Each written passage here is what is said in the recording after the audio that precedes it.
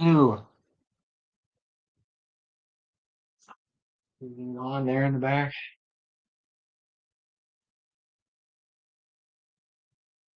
Think anybody's here yet?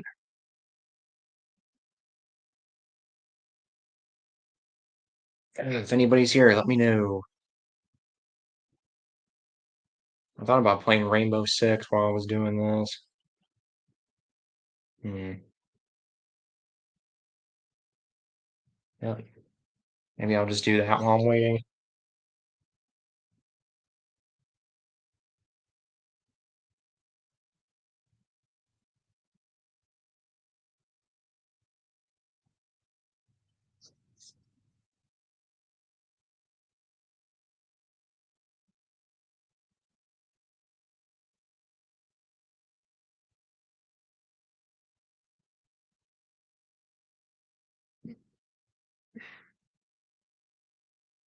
Hello.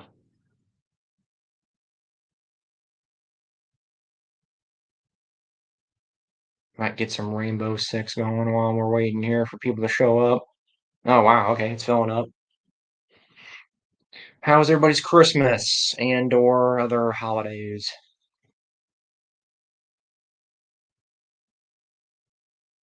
Mine went very well. A lot of rain though. We had rain, not snow, which is a little sad.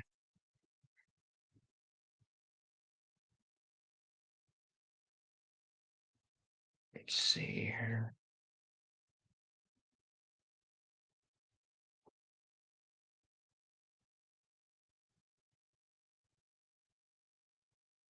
Try to do this here.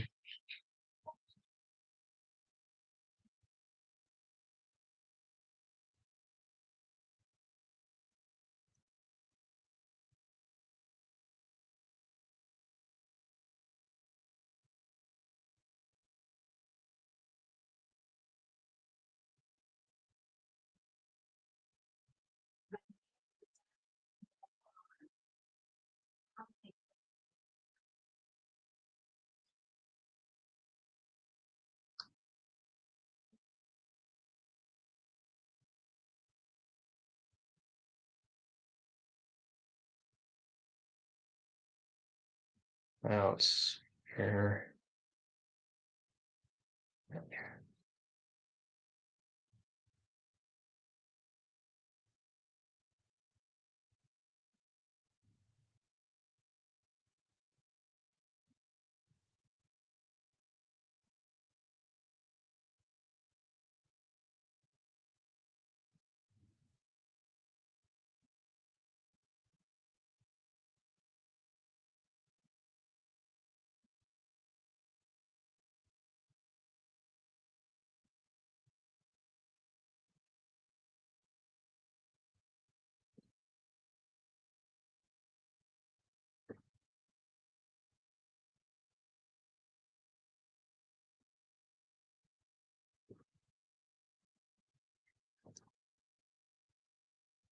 Yeah, I don't know why this isn't full screen.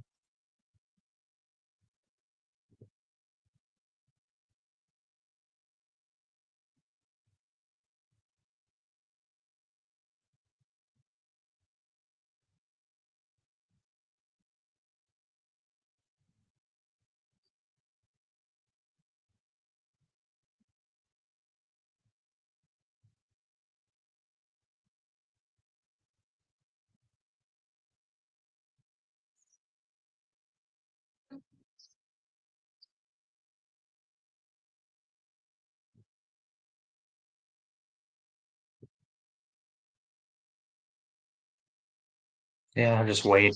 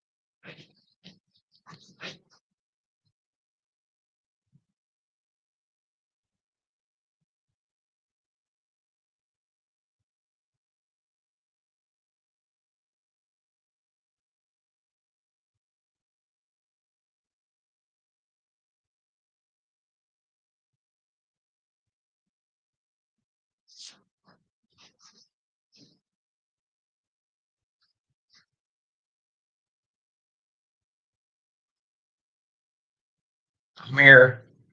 I'm just moving some cords around.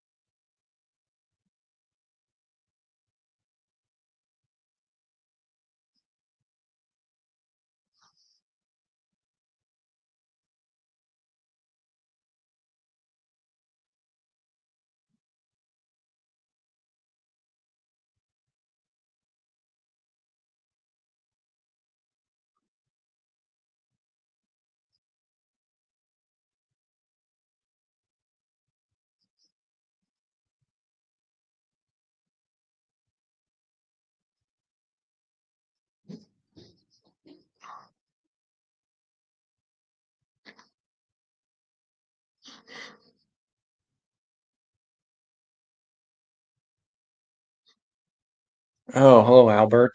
Kleppen. Hope you had a good life day, sir. Merry Christmas. What was one highlight for you? Hi, my mom.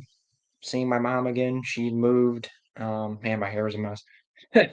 She had moved pretty far away, and then she had just come back recently. So it was really nice to see her and hang out with her again. I hadn't done that in 4 years. So she had been out of the actually basically on the other side of the country for 4 years. So it was really nice to see her again. That was my highlight, I would say. Lots of good stuff though. I got some Monster Hunter International. My fiance bought me those for Christmas. She bought me Alpha and Vendetta, I think, which are the next two I need to read. I've only read the first Monster Hunter. I really liked it. I have not read the sequels though, so I've heard they get better and then they kind of like level off. That's kind of I've heard like they sort of get like monotonous. So I'm just gonna keep reading them, I guess, till I get tired of them. But I've heard the first like three or four are really good. Like those are like the peak, and then it just kind of like it's not like it doesn't get bad, but I've just heard it like peaks early and then it just kind of like levels off. So, but I've got the first or the two sequels to read. So, and then I'll go from there. But yeah, I mean, I had a good Christmas overall, aside from the rain. Just it's been raining nonstop here, which is just a little depressing. I would rather it be snow, even though I know snow is a pain to deal with. I don't like driving in it. Nobody does, but I don't like having to shovel it. But it's just there's something about it though. Like there's just something about snow around Christmas. You know, I mean, it's obvious. I don't have to say it, but it's just nice. But the trade-off is you have to deal with it, to drive in it and deal with it. So that part's not fun. So I'm kind of glad for that part, but I would have liked to have gotten a little bit, just at least a little bit. You don't get a lot of snow where I live. We don't really get much snow. Like 3 or 4 inches is a lot for us. We have pretty mild winters here.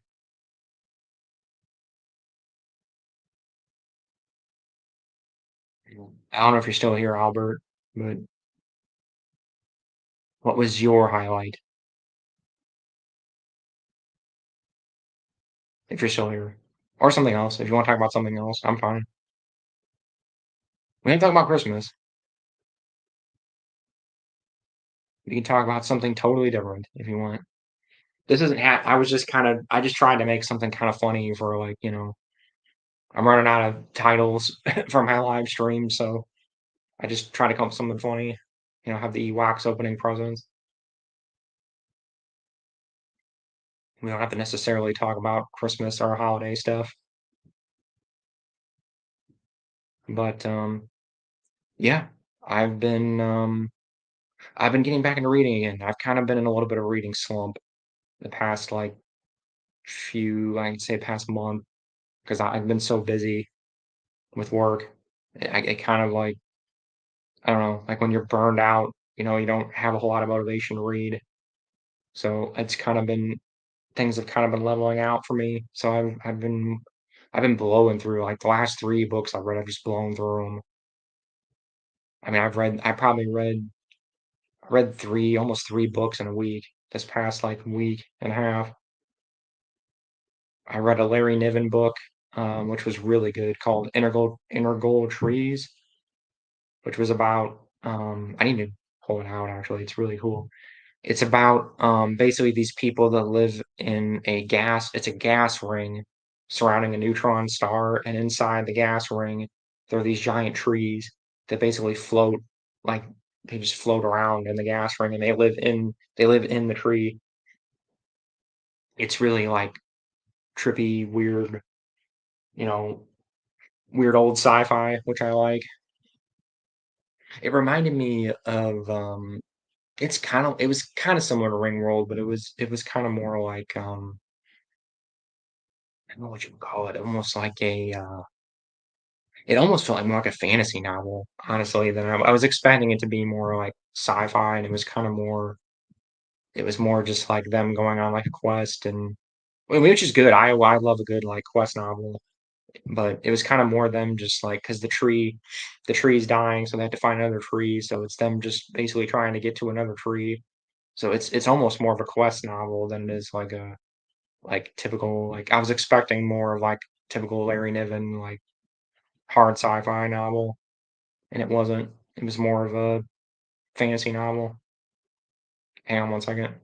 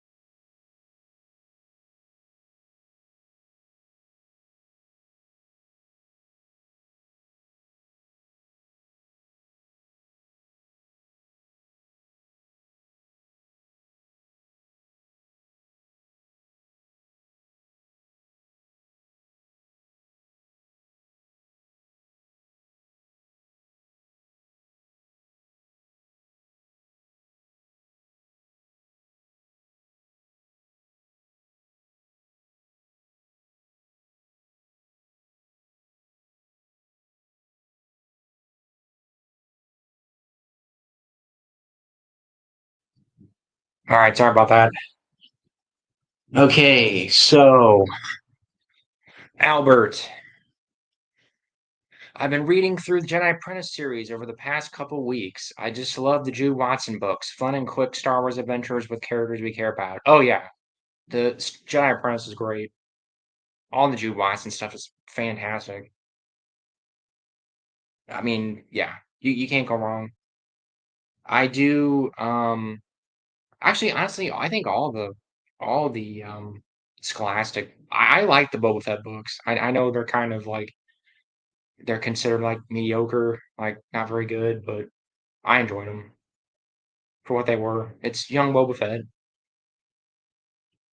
but yeah, I mean the Jude Watson books are better, but the Boba Fett books are good too. Um, Breezy's Comics and Collectibles. Merry Christmas. I love the channel. Thank you. Merry Christmas to you too, even though it's over, but thank you. Thank you for the kind words, Breezy. Appreciate it. All hails the Supreme Overlord Shimra. Yep, totally agree with you. Oh man, man, I wish we could get friggin' more NJO stuff. I would kill for like those unreleased NJO books to somehow resurface. Jude Watson is my favorite YA SW author. Yeah, she's up there. I still put Kevin Janderson and Rebecca Molesta are number one for me, but Jude's a close second, like an extremely close second for me. Both are fantastic though. She must have written over 40 YA books for Star Wars. Yeah, she wrote. Let's see, because Jedi Apprentice is 10. Yeah, probably close to it. Yeah, probably 30, 40. Yeah, probably somewhere around there. Probably more than that. Yeah, you're probably right. It's probably 40, 50, somewhere around there. Is the live stream over? No, sorry. I know I was kind of incognito there for a bit. I'm back. Yeah, sort of. um, my fiance came back with some socks, so I was helping her. They put all these crazy like security things in socks now. You have to tear them all apart. You have to tear it all apart to get to them. No, boring. But I was doing some tech things earlier.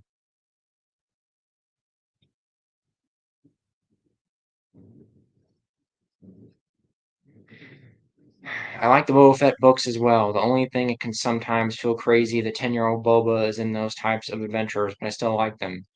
Yeah, I mean, I don't know. It kind of fits because it's Boba Fett. I don't know. I don't get the hate for the Boba Fett YA books. Like, I don't know. I don't. I mean, are they a little contrived near the? I mean, honestly, I think it's more contrived near the end than like because then most people are like, oh, the stupid, the first, actually most people just don't like any of them, but most people, the few people that do like them say like, oh, they get better as they go along, and I'm like, kind of like they kind of do. Like the actual quality of the writing gets a little better, but like it gets a little contrived to me. Like we're Boba's meeting Mace Windu, and like doesn't he meets the Emperor, which kind of makes sense, sort of, but it felt a little contrived. Like I think the Emperor says like we'll never talk about this meeting ever again. Like it's like don't never tell anyone about this. And it's like okay, like that's just kind of contrived. That's a little contrived to me, like because it never gets referenced ever again. So and he meets Anakin, which is a little weird. And that's in the later book. That's like in the last two books, and those are considered the better ones. I don't know. I like the Terry Bisson ones, honestly. I'm gonna go on a limb here. I like the Terry Bisson Boba Fett books better. I know that's not a popular opinion. I mean, they're in general not like popular books at all, but most people do not like the Terry Bisson ones. I liked them. I don't know. I like those two Terry Bisson books, especially the second one. I thought the second one was really solid, honestly. Like they it connects like if you played the Clone Wars game, it connects to that. Like it connects to the Clone Wars multimedia projects so well. Even better than the first one. Even the first one though, like the first Boba Fett book, I thought was actually overall solid. Like you basically get to see Attack of the Clones from Boba Fett's perspective. It's cool. Like I don't know. I liked it. I thought it was cool. I'm a little bit of a Clone Wars like I don't know apologist, but I like the Clone Wars era stuff more probably than most EU people do. Most EU people don't like the Clone Wars stuff. Like especially Matt Wilkins, I know he hates it. Like that's his least favorite era of the EU. And it's probably I mean it's not my favorite or anything, but um it's in my top probably three eras. If my favorite eras would probably be I mean I'll just do blanket statements and be like, NJO lumped on in with the post. Oh, my phone's ringing. Okay, hang on.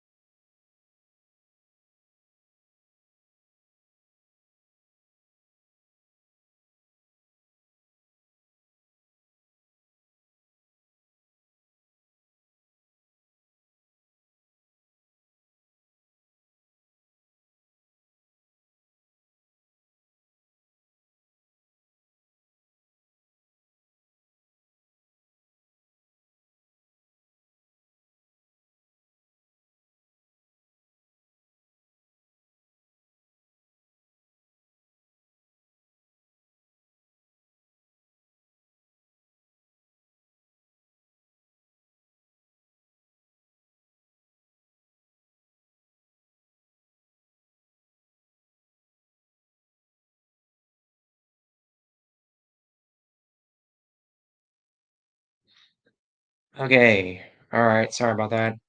All right. We were talking about Boba Fett and Clone Wars stuff.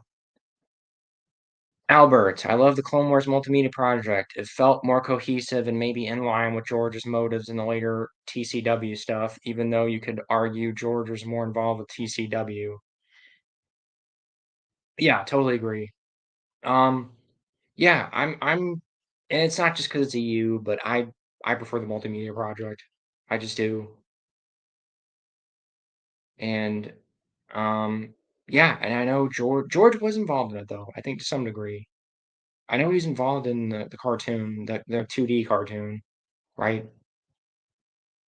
Yeah, but I mean, I mean, I don't know, isn't that like hasn't that sort of been disproven that I know George what I think overall, yeah, he was more involved in the Clone Wars. But like he didn't write every single script. Because like I know people say like, oh look, you know, he's in the credits for every script. It's like he's just a producer. He doesn't like he didn't write the script for every single episode. There was plenty of episodes of TCW that he did not write. So he wasn't involved in every single episode. But yeah, I think overall he was more involved in it. Yeah. That's the general consensus. And you know, there's proof to back it up. But he was involved in the multimedia project to a lesser degree. But anyway, TCW isn't real Star Wars. That's when Disney crap begins, IMO. At least that's when Lucas sold out. Yeah, kind of. I know that's the general consensus on that. Um, I don't have a problem with the Clone Wars for the most part.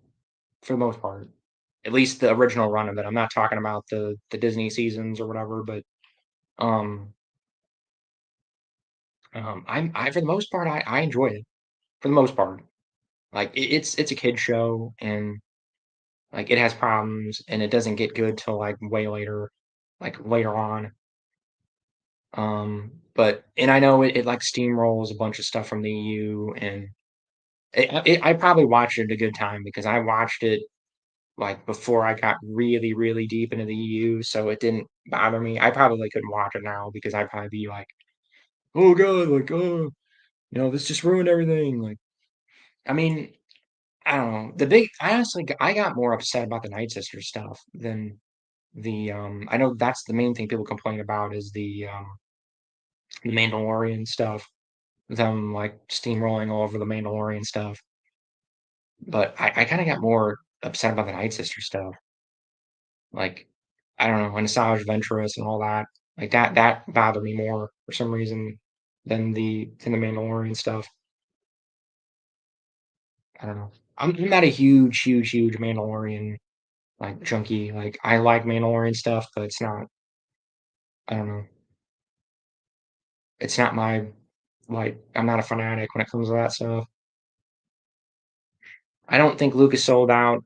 I just think for him, TCW was a side project where he played around with the ideas, and unfortunately, Franz George and others didn't care to adhere to the EU from TCW. Yeah, kind of. That's kind of where I'm at. Like, I kind of agree with you, Albert. Like, he's like, I don't know. I wouldn't. Vaughn, I think you're being a little strong with saying he sold out because, like, TCW was his idea. And I mean, I don't know. I can see both sides of it. I'm kind of more on Albert's side of it. I think they just, you know, it was George just playing around with some things, and a lot of people just didn't like the EU people didn't like it. But see, the younger people, you know, they didn't mean anything to them. So it's just a passage. Part of it's the passage of time. I think people are going to be more, was it, you know, time heals all wounds or whatever. I don't know. I mean, I again, I'm an EU guy, so I'm gonna flat out tell you, like, I think the EU is better. Like, it's the multimedia project's better. I'm gonna totally be on that side. But I'm not. I just don't have that like. I don't have that intense like you know. And part of it's because I didn't watch it when it was new. I could see if you were if you were an EU person, you were watching it like probably like Matt Wilkins did and some of the other people. watching it going like, "What are they doing? Like, what like, oh my god, like, they're just totally, like, steamrolling stuff." I could see it if you were watching it as it was unfolding. I didn't have that, though. I kinda just watched it. I just binge watched it, like, all in one go. I think I it had been over for a while because it ran from what, 2000 what, 2007 to, like, 2012, and I think I watched it in, like, 2015 or 2016 or something, somewhere around there. So it had been over for a few years, and it had been, like, it was before kind of the resurgence of everything. It was between, I think it was right after the buyout, but before Disney started doing things. So, um, I don't know. I kind of am just I'm one of those weird people. I'm like lukewarm on it. I'm not really like super for it or super against it. I'm one of the weird people because most people are like feel pretty strongly about it. They either like it's a love or hate thing, and I'm neither. So yeah, but I do share. Yeah, I mean that's yeah. That you, you're just reiterating. Yeah, or I'm reiterating what you said. So Albert, you agree? I grew up watching TCW, and so I thought it was the best thing ever. But then as time went on and I read the older stuff, found myself wishing TCW was a lot different. Okay, so you're like the reverse of me almost. Almost. So you're younger, I'm assuming. You grew up with it, and you read the older stuff, and then okay. So yeah, I mean, hey, I to me like, and aren't there people? There's people that actually um, aren't there people that basically made the TCW fit in the EU? Because it technically is EU. The first whatever 5 or 6 seasons or whatever is technically EU. It's TV EU, but whatever. But it's technically the EU is it's all connected. Like it's part of the old EU. So I think you can technically make it fit. But yeah, I mean, I don't know, the Night Sister stuff, that bothered me more. I don't know why. I can't quite put my finger on it, but that bothered me a lot more than the Mandalorian stuff. I guess because like there's really not a whole lot of like there really isn't a whole lot of Mandalorian lore. Like there's just the Karen Travis books and I guess Battlefront 2. I mean that's it. I mean what else is there before I mean I guess I guess um Legacy of the Force. I mean, what lore really was there? I mean, because the Mandalorian lore it was just so weird before the Karen Travis books. I mean, that's pretty much it. I mean, that's the only thing I can think of that's like definitive. Before that, it wasn't really. I mean, hell, even wasn't wasn't well there. I know there was the Marvel comics. There was the Marvel comics, which I have not read those. The '70s Marvel comics that talk about Mandalorians.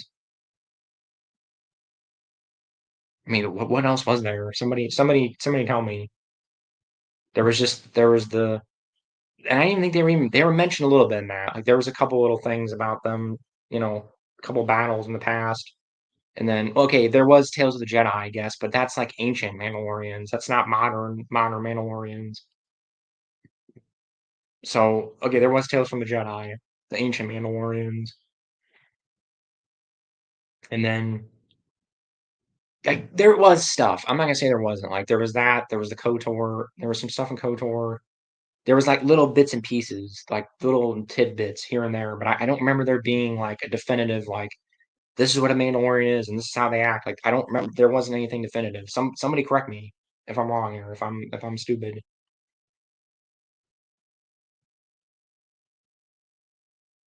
Until the Karen Travis novels, like, that had to have been it.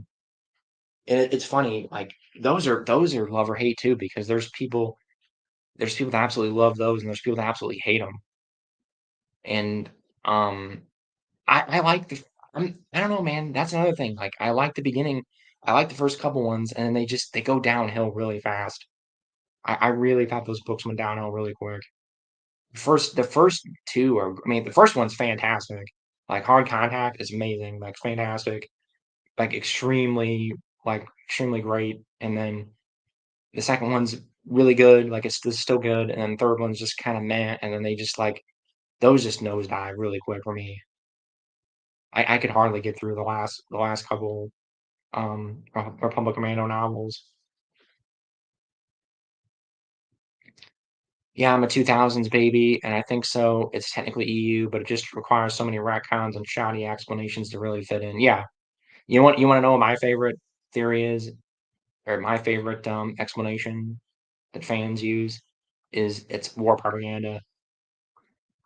The TCW, like how there's those little like the little monologues at the beginning with the guy like war. This is the attack on Geonosis is blah blah blah. Like it's like that's it. They actually they make it kind of look like war propaganda at the beginning.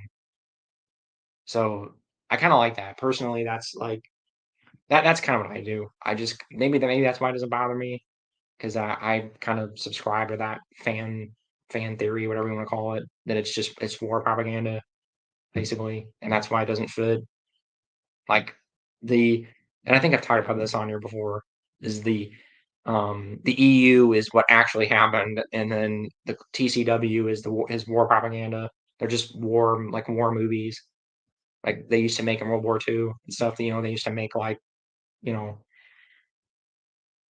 those little what I'm talking about. Anyway, that's kind of what I like to do. It's just a fun little like, you know, it's an exaggeration. It's like, that kind of a thing. I don't know. Tell me what you guys think, or if you've heard that theory. That's not really theory, but like fan slapdash like way of like making it fit.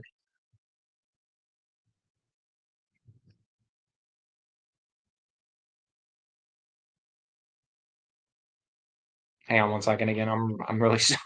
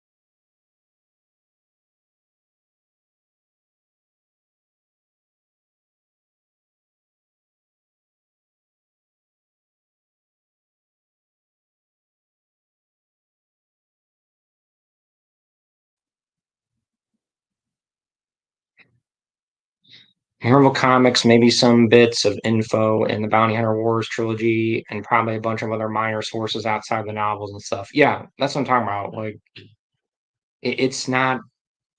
There was never a definitive like Mandalorian. Like, this is what a Mandalorian is and what they do and their code, and it was never uh, until those Karen Travis novels. That was it. I mean, that was literally it. So it was just a bunch of little like things here and there. Yeah, I remember too, even because that's the thing. Like, I came into the EU at a weird time when I started getting into it. It was like it was in the weird transition phase. When the prequels were coming out, 99. Before the Phantom Menace, the EU was in a weird place in 99. Like, I mean, it ended up being a fantastic place because it was the beginning of the NJO, but um, it was like it was that weird transition phase. They were trying to transition from like the 90s, like Bantam like a lot of like the inconsistencies of the Bantam era, and I love the Bantam era. Don't get me wrong, but like they were transitioning from that into the into the prequel stuff and into the NJO stuff. Because I don't know if I've talked about this, but I tried reading the NJO first before I read any EU stuff. Like that was my first EU book was probably I think my first EU book was actually like adult EU book was an NJO novel. It was I think it was which one was it? It was Dark Tide. Dark Tide 1, I think was the first EU like adult EU novel I read. So I was confused as hell. I was like what is going on? Like who are all these people? Like I mean they kind of tell you, but it was like I didn't know who the hell Corn Horn was. I'm like who the hell is this Corn Horn guy? And who is Jason Solo? Like I'm like oh I guess it's Han Solo's kid. Like I didn't know who the hell anybody was. Like it was confusing as hell for me. I could see like the EU definitely was not like newbie friendly in the late '90s. I can see why a lot of people didn't get into it around that time. It was in a weird transition phase at the time. Like if you didn't know who any of those characters were, you would be pretty confused unless you started. I mean, part of it's just my bad luck because I didn't. I wish I had picked up Vector Prime because that would have made a lot more sense. Because Vector Prime does a pretty good job of kind of like catching you up on everybody. What is the Star Wars novel you've probably reread the most? Hmm. Let's see. I can tell you. I know it's not going to be what you think. It's Darksaber. I've read Darksaber at least three or four times, at least. That's honestly, that's probably my favorite Bantam book. I think that's my favorite Bantam book, Bantam era book. Darksaber.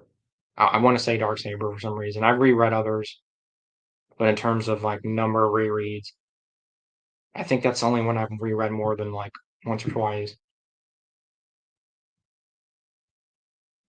It's just such a fun book. It's just so like lighthearted and just does not like it's Kevin J. Anderson is best in my opinion.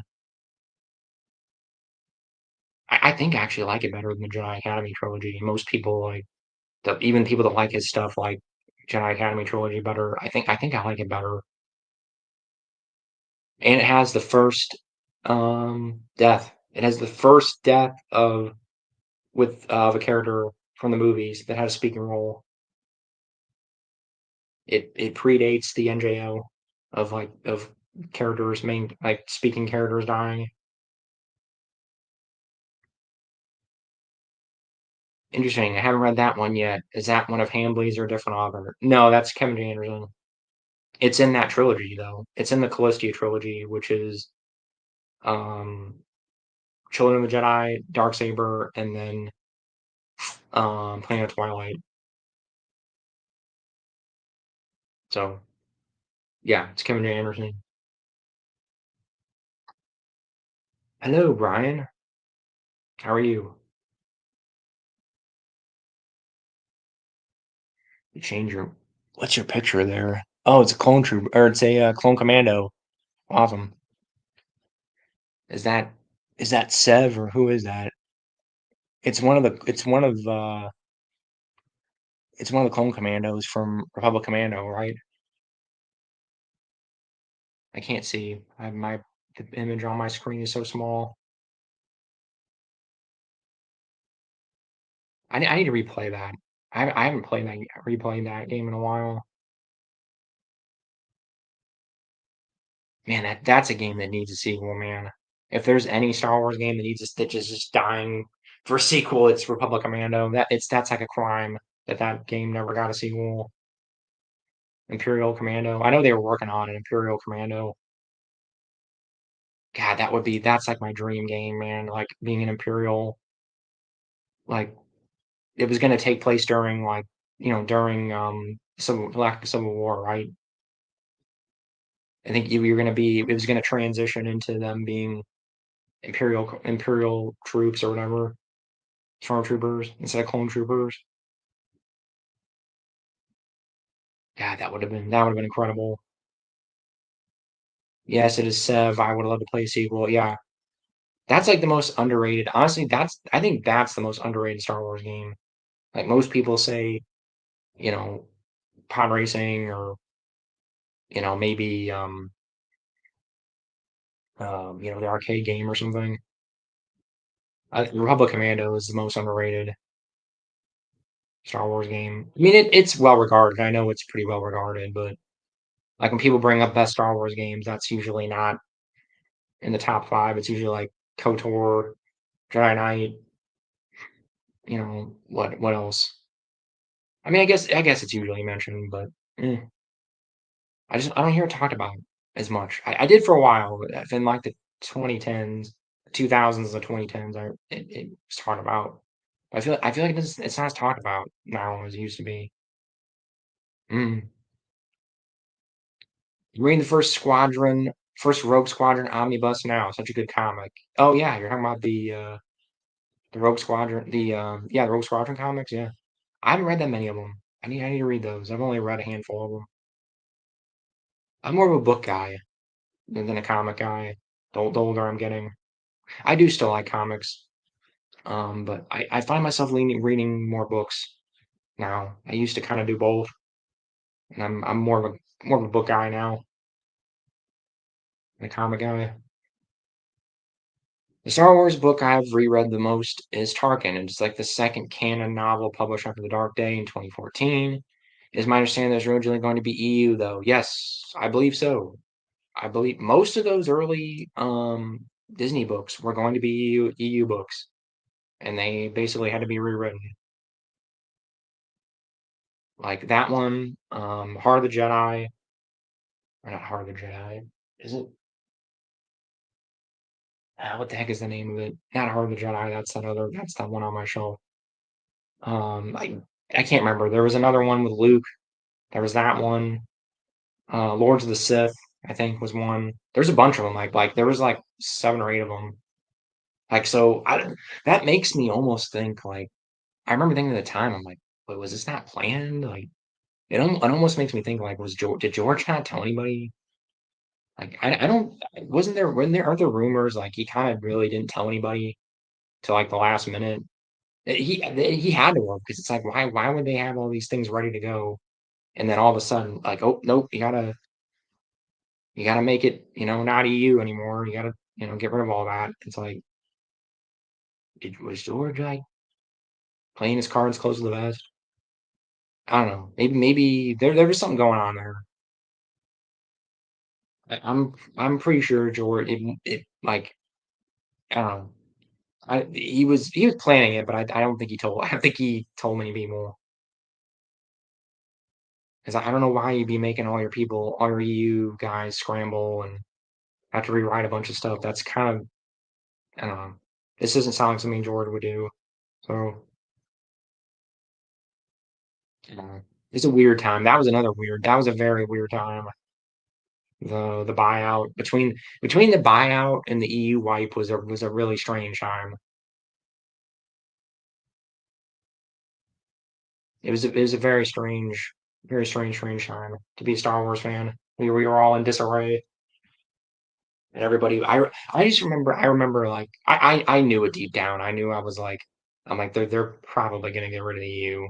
Like pretty much like 90% of us in the EU were like like because they right away pretty much announced they were gonna make new movies. Like Disney bought it and they went okay we're gonna make episode 7, 8, 9, and everybody in the EU community kind of went, ooh, this is not good.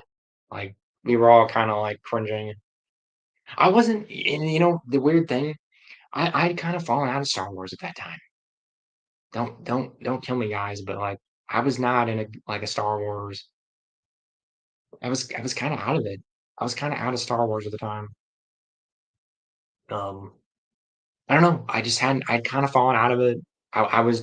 I had kind of had sour grapes from um, Force Unleashed 2, and then KOTOR 3 getting canceled because I think KOTOR 3 got canceled or whatever. I was just not. I don't know. I wasn't. I was not feeling Star Wars at the time. So, but hey, you know what?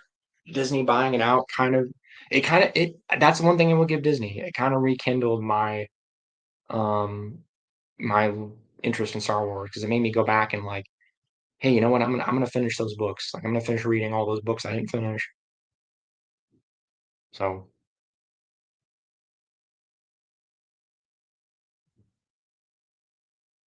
does anybody know what was changed in those early canon books to make them not you? I think some of them there are lists of things. I could pull it up. You've actually kind of got me intrigued now. I might pull that up, as a matter of fact.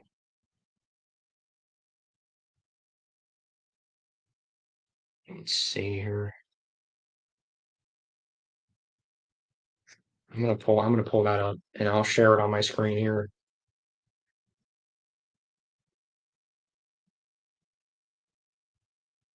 I think some of them the authors made it pub like you can the authors mentioned it. So hang on. Let's see here. We'll do Lords of the Sith because I'm pretty sure that was one of them.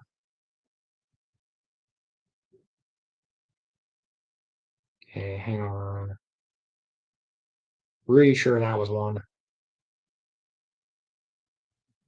Nope, maybe not.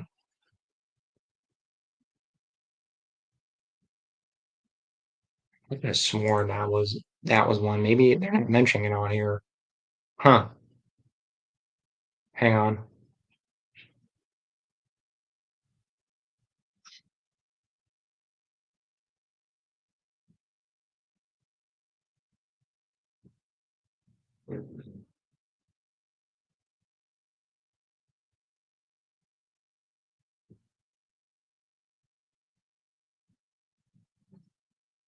Okay, I gotta plug in my computer here. Hang on.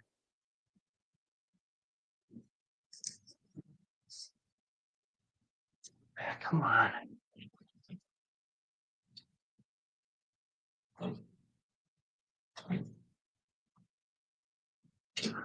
Break. Okay. All right.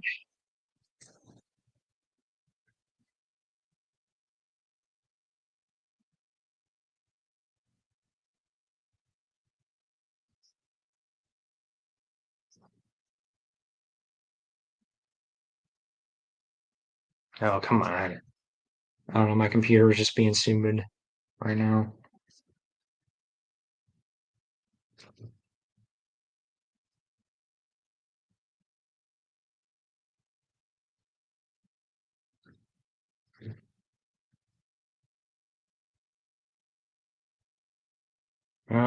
Let's see. All right. I'm just gonna go through. I guess I could do Tarkin here.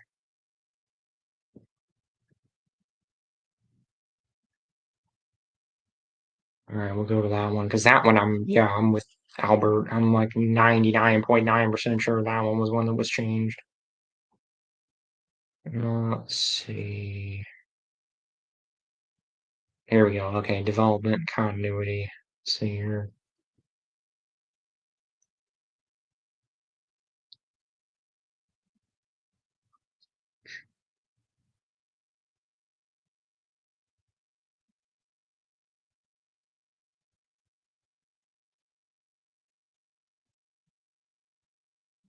Hmm. No, I don't know. They don't have it on the wiki. I don't know. Maybe that information's not as easy to find as what I thought it was. Hey, that's weird. Well,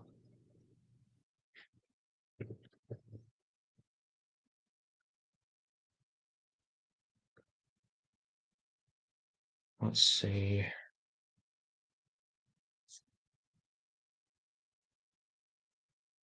Um, I don't know. I can't find them. I guess it's not.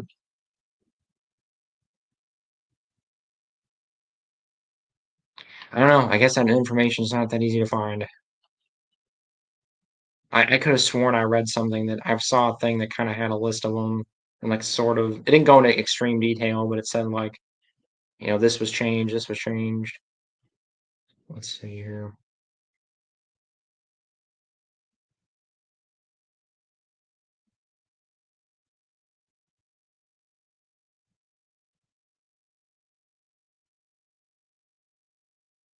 Hmm. Sorry about that. That was kind of a waste of time there. I miss Lucino novels, even if he has to be in the Disney canon. I'd still love a book from him again. Yeah, those are the only Disney books I'm even consider reading. Would be the Lucino ones because he's just such a good author. He's such a great author. I think I had a copy of Targan. I think I lost it because I had a house fire and I had to save certain things and I just saved the EU books and left the Disney canon books. But I meant to read it. I just never got around to getting another copy, but if I ever do, I will probably grab it.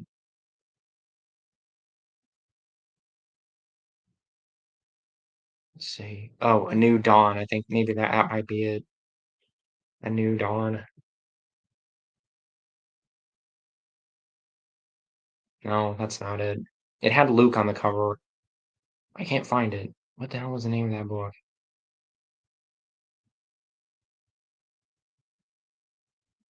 Man, I could have sworn it was called Heart of the Force, maybe or something. It's like something stupid. It has a really stupid name. I bet you the title was probably changed too. Let's see. I gotta find it. It's driving me nuts. I'm sorry.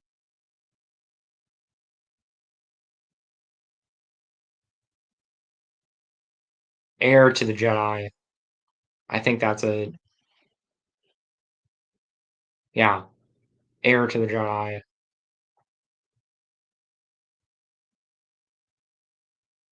I think that was the first one that was.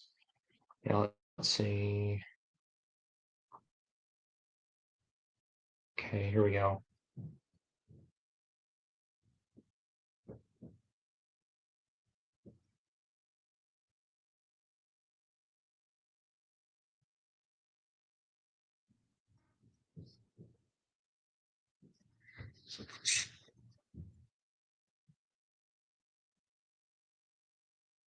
Come on.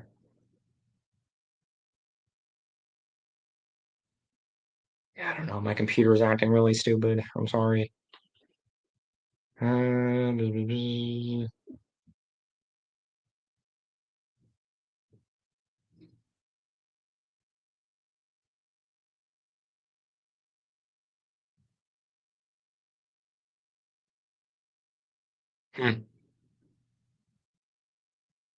Okay, anyway.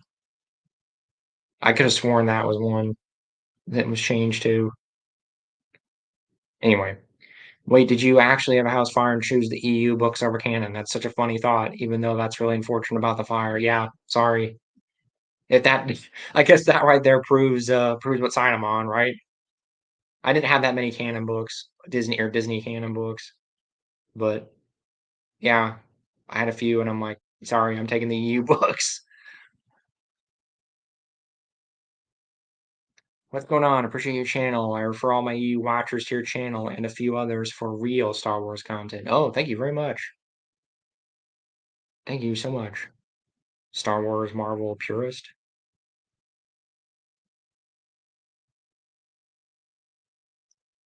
Albert Clevin, yeah, TCW is the thought bomb of expanding universe continuity. Remove it and put it with the Disney trash, and the EU remains in harmony. I get it. I mean, yeah, I mean, I'm never gonna rewatch Clone Wars. I've seen it. Like I said, I don't hate it. I would rather reread the novels. Like if I'm gonna do Clone Wars stuff, I'm gonna reread the novels or play video games or something. I don't have any desire to go back and rewatch the show. Except for the 2D cartoons, different story, but the 3D cartoon, no. I'm probably never gonna rewatch it. Again, don't hate it. Don't have any. I mean, I don't hate it. I'm not one of those guys. I'm not. I'm pretty easygoing. Like I get. I told you there's some things. There's plenty of things that annoy me about it, but I see the appeal, especially if you were a young person at the time. See, I was in my 20s. Like when that was in its heyday, I was already in my 20s. I was already like late teens, early 20s. I was not. I wasn't watching cartoons. You know, I wasn't in that phase of my life anymore. So I watch cartoons now because I'm old and I don't give a crap what people think. But you know, at the time, I was in my I'm super smart and super cool, man. Nobody can nobody's gonna catch me watching cartoons. So it just was. It came out during a time where I wasn't watching that kind of stuff. Really, I wasn't really doing. Like I said, I wasn't doing much of Star Wars really in general. The Force Unleashed 2, man. I have talked about this on the channel before. Force Unleashed 2 left a really bad taste in my mouth. Like I think I played that, like I beat that in like one sitting, and I'm like, come on, I'm like LucasArts, what are you guys doing, man? Like it just totally like it just felt so phoned in. Like I've never played a game that felt so phoned in. It was such a phoned in sequel. Man, that just left a really bad taste in my mouth. Anyway, O3 CW is a masterpiece, fits perfectly with the saga. Yeah, yeah, the 2D one's great, but I mean, I guess I can rant about Force Unleashed too if you guys want. I've done this before, but say what you will of the first game. I don't care what anybody says. The first game is like head and shoulders above the second game. Say what you will about Force Unleashed. It's a solid game. That first game is solid. It has a good story. It has it's an overall solid game. Star Killer is cool. Star Killer is not like people try to say, oh, he's a Mary Sue. He's like, no, he got killed. He got totally wrecked by Vader and Palpatine. I don't know what you're talking about. That's not a Gary Sue or a Mary Sue, whatever. I never understood that argument at all. I just man, I know it's the consensus. I know what you're gonna say here. Yeah, like it is. It's the consensus. I know, but like it hit at a really bad time for me because I was already kind of falling out of Star Wars. I was already kind of I was already kind of wavering, and that just like knocked it down. Like the cup was wobbling on the table, and then that just knocked it off for me. And I'm just done with. I was just kind of like I'm done with Star Wars for a while. Most people it's like, you know, I don't know. I guess it's just I don't know. I'm weird.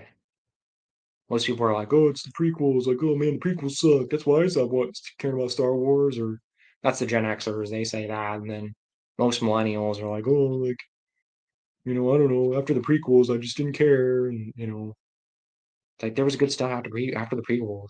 There's plenty of good stuff after the prequels. KOTOR 2.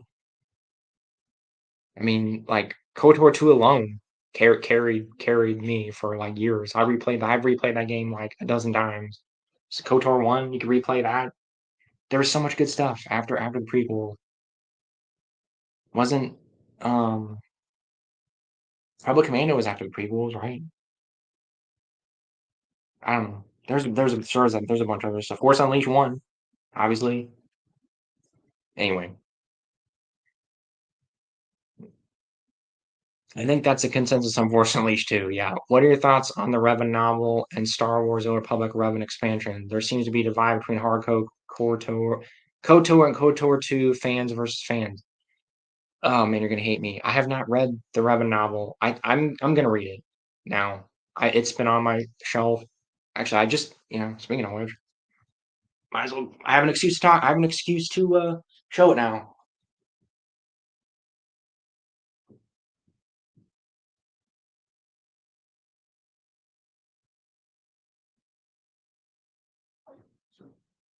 I know I need to read it. I know, like, as a KOTOR, huge KOTOR nerd, I just had never had it. I never picked it up.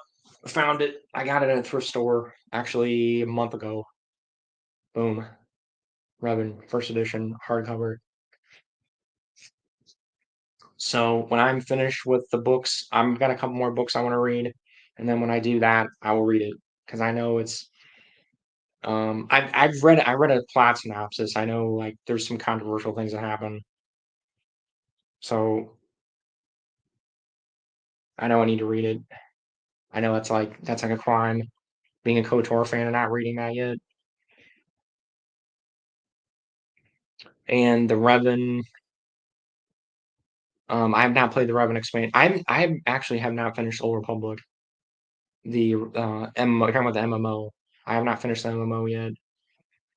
I get so bored by MMOs. I wish, God, I don't know what it is, man. I get really bored of MMOs really fast. I don't have anybody to play with anymore. None of my friends play video games anymore. So, you know, I wish that's probably what it is. I just don't have any motivation because I'm like, I'm just playing by myself. So I get bored really fast.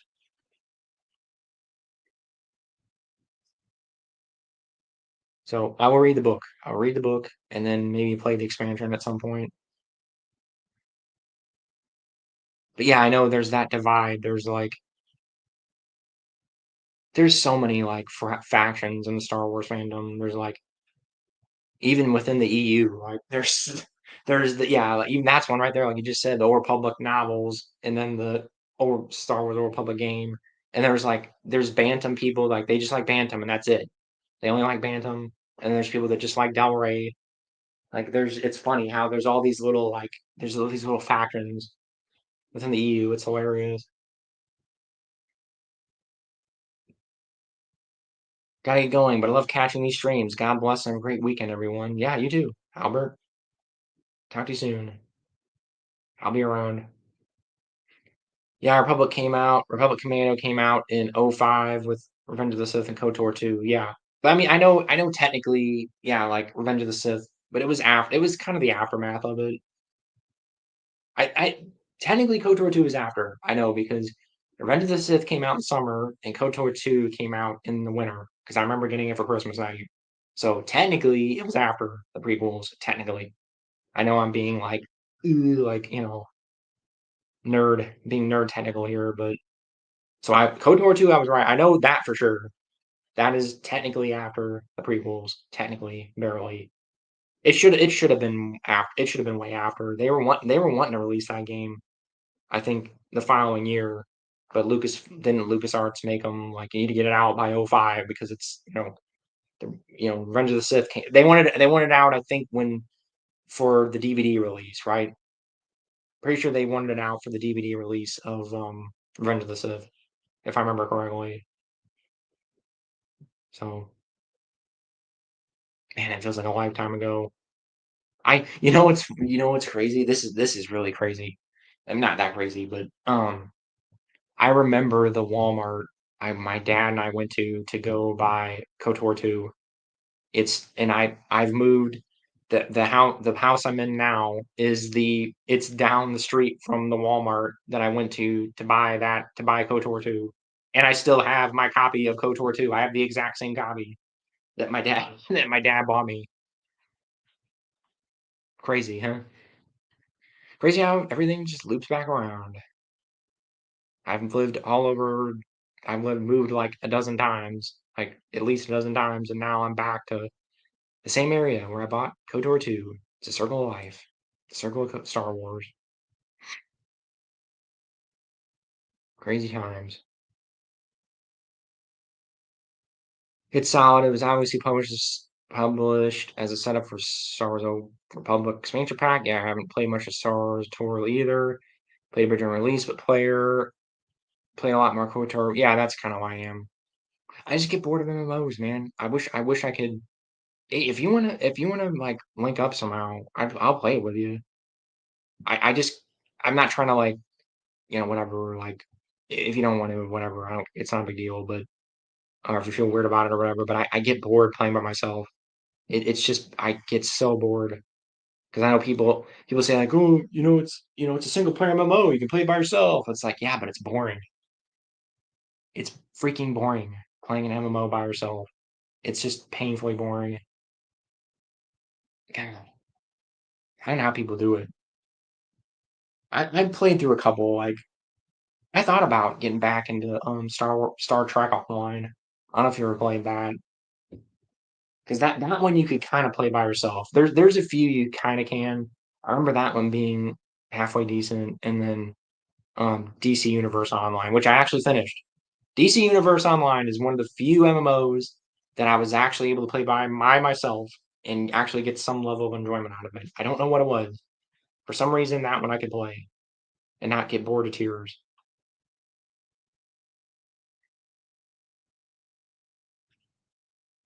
King Chris, you with a cat.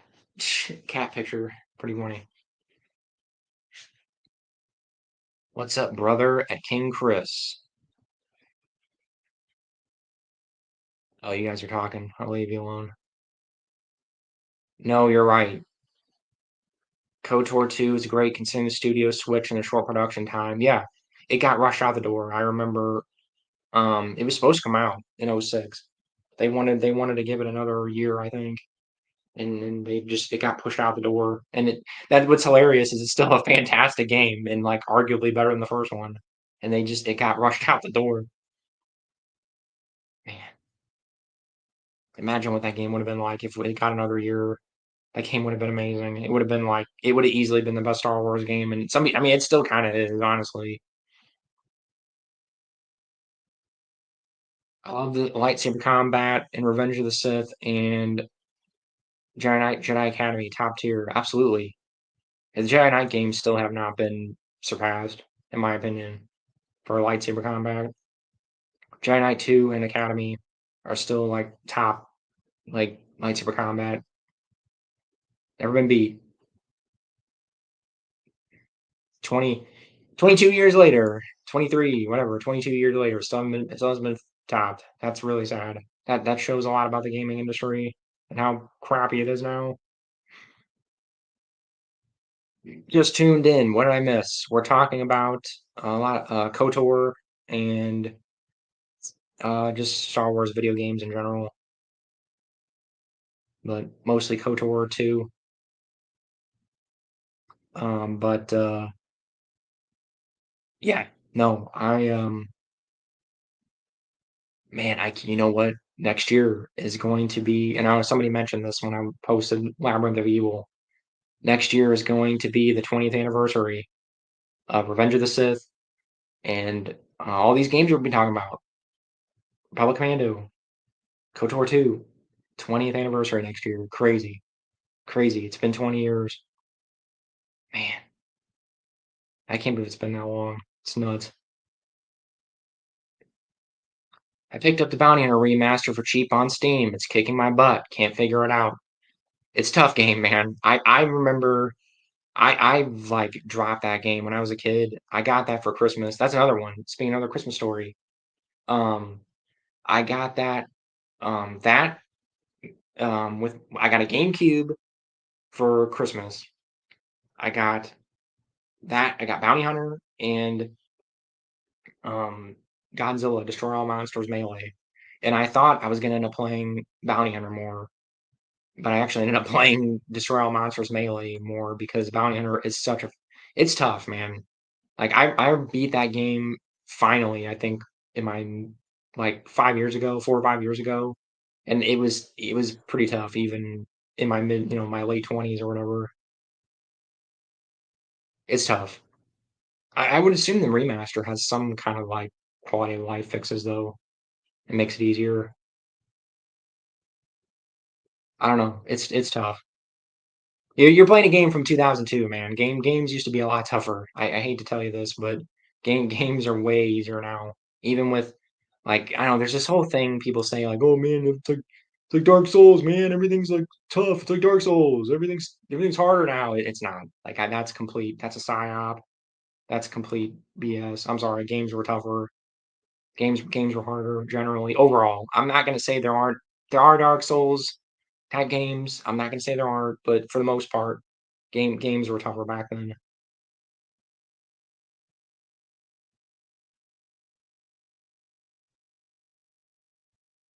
I mean, Event in 2005 was peak Star Wars.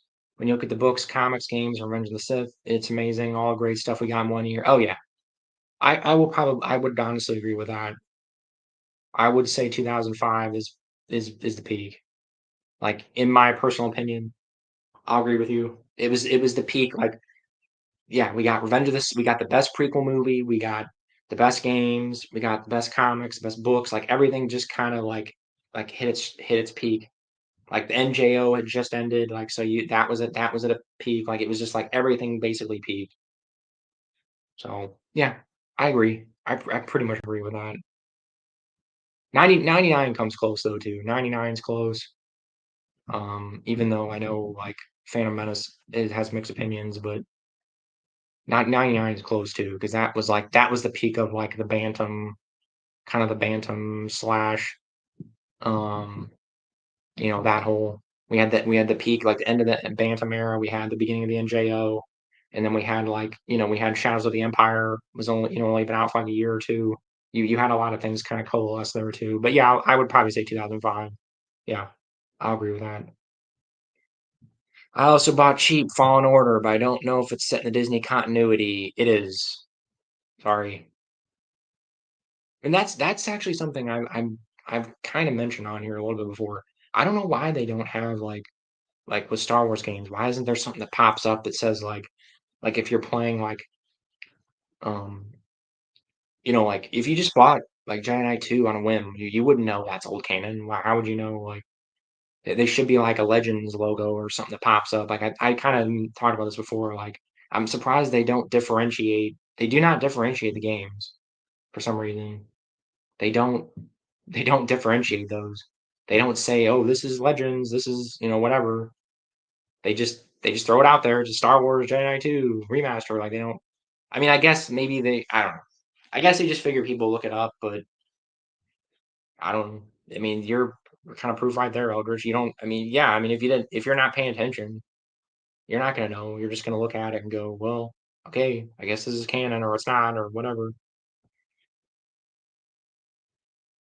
I don't know. Strange to me how they do that. Bounty Hunter story is great. Yeah, totally agree. It's a great story. Very underrated. Bounty Hunter is another underrated game, in my opinion.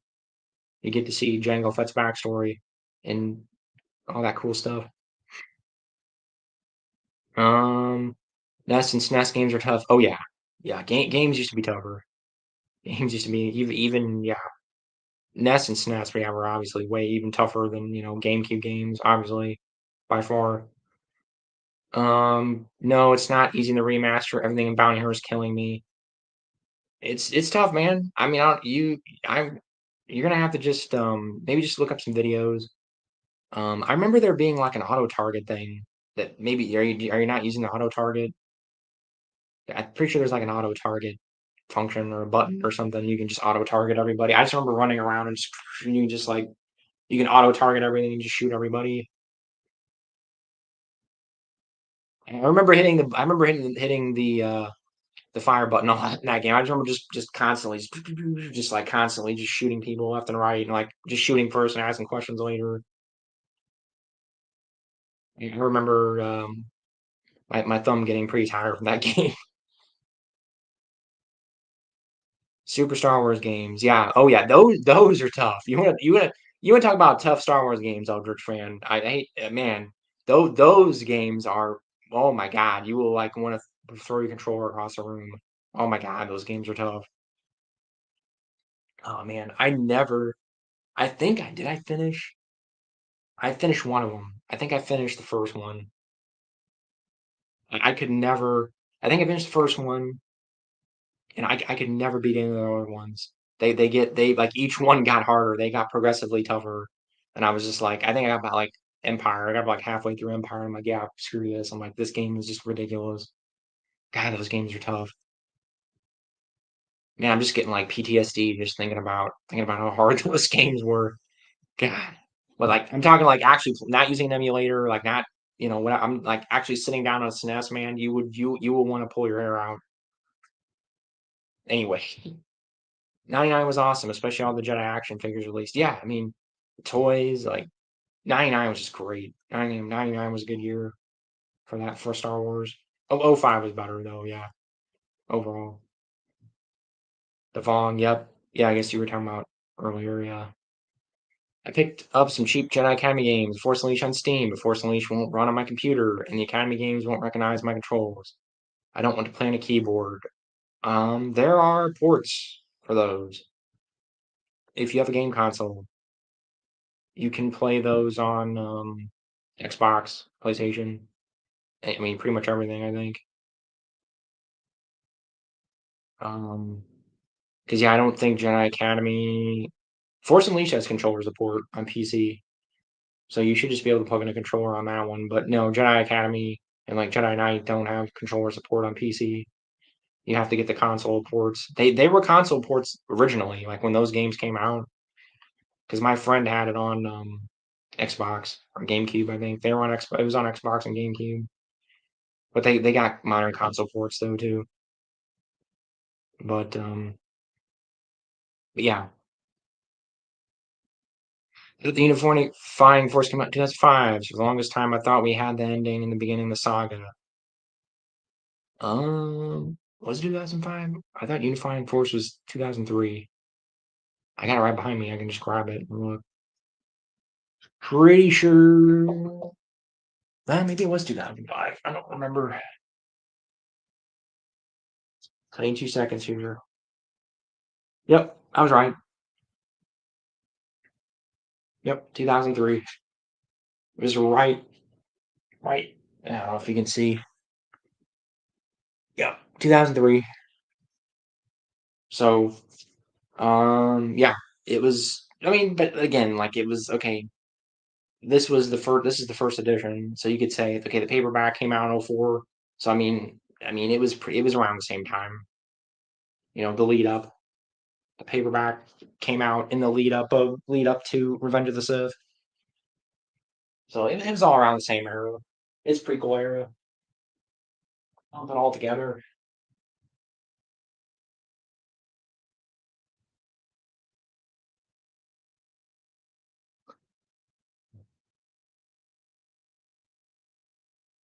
Yeah, that is kind of a cool thought. Like, I think that was the idea because I know it was the idea that Unifying Force was supposed to be the end of the post ROTJ EU. That's what LucasArts or Lucasfilm told James Luceno.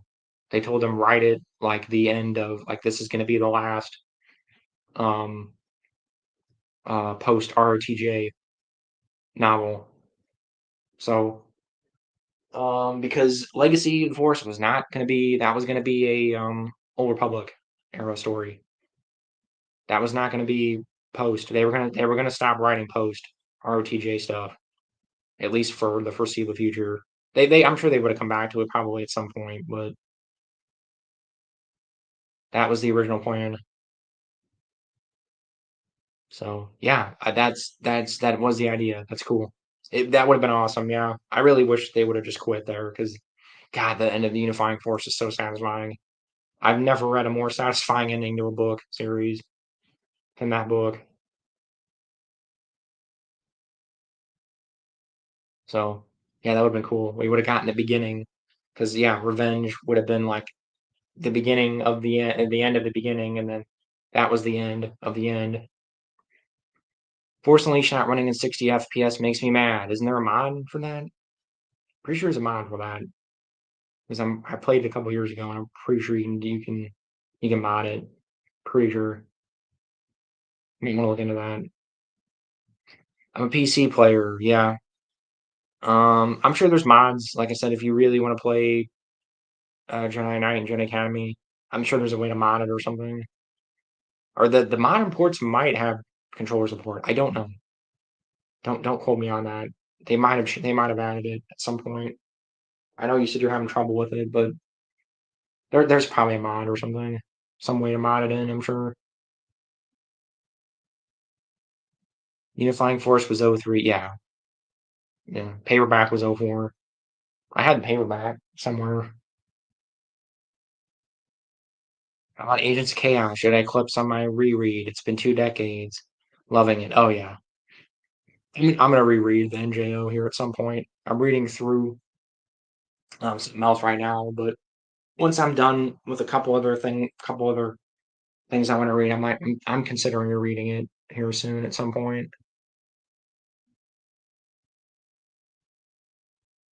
Anybody mention how Star Wars: The Republic game ruined the KOTOR 2 story? Not a fan of how Revan and the Exile were treated. Yeah, I've heard like they are not treated well. I have not I have not played Old Republic all the way through, so I'm sorry. I don't know that, but I've heard bad things, so I've kind of like intentionally been avoiding it, I guess, because I've heard pretty bad things. I'm setting up a debate on that at Eldritch Fan Pro Revan book versus Star Wars: The Republic versus Anti. Yeah, huh. I need to get other people on my channel. I need to get other people I can talk to and debate and stuff. I need to do stuff like that. There's so much stuff I want to do. It's just time, just finding the time to do it. If only they did stop. Yeah, that's it. It should have been the end. Like everybody knows it. Even like the most hardcore like EU person is gonna be like, yeah, they should have just quit. Because everything. I'm sorry, guys. Like I'm gonna be totally honest here. Um, Legacy is okay. Like it's like passable, but like it's not that good. And then everything after that is not really any better. They should just quit. The NJO was just such a god. It was such a perfect high note to go out on. It would have been amazing. God, that would have been incredible if they just ended it there. It's all right. I mean, it's like you have to read the other stuff, but if I could have my wish, the NGO would incorporate the best elements of the Fong story arcs, have Jason go to the dark side with the Vong, and have the Vong's gods be a force demon and Thrawn's clone. Yeah, God, that would have been so cool. Yeah, I wish they. I just wish they would have done more with the Vong. Like, God, the Vong were so freaking cool. I'm reading a book series right now. Um, where there's a villain race called the Dasadi. I can eat their race of like basically they're kind of like a warrior culture like the Vong, and they're reminding me of the Vong a lot. Like I'm really digging it because it's very similar to the Vong. They're just like cutthroat, ruthless, and they worship like evil gods and stuff. They're pretty similar. So I'm digging it.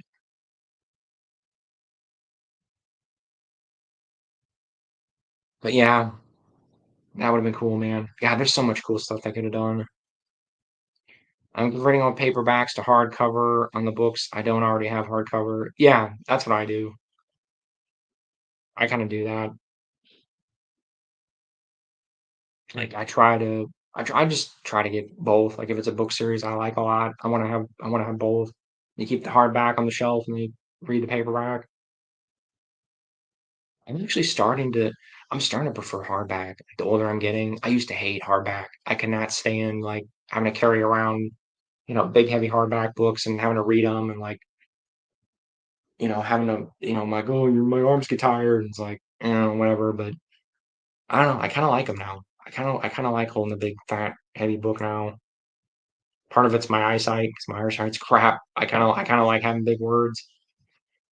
I don't know. I'm getting old, I guess. I'm getting liking weird stuff like that. Um, yeah, Thrawn's clone comes back on the good guy side. That'd be cool. I would like to see the Force a lot, but Fate of the Jedi is very meh. Wow, you're man, you're one of the few people. You're like similar to me. Man, most people are the opposite of that. See, I like Legacy more than Fate. I don't I have problems with both, but I like Legacy more than Fate. So wow, yeah, you're the minority with me. Most people are like are the complete opposite, or they at the very least they say like They Legacy suck. Like they don't like Legacy, but and they don't like Fate either. But Fate's better. See, I'm the opposite. I totally agree with you there.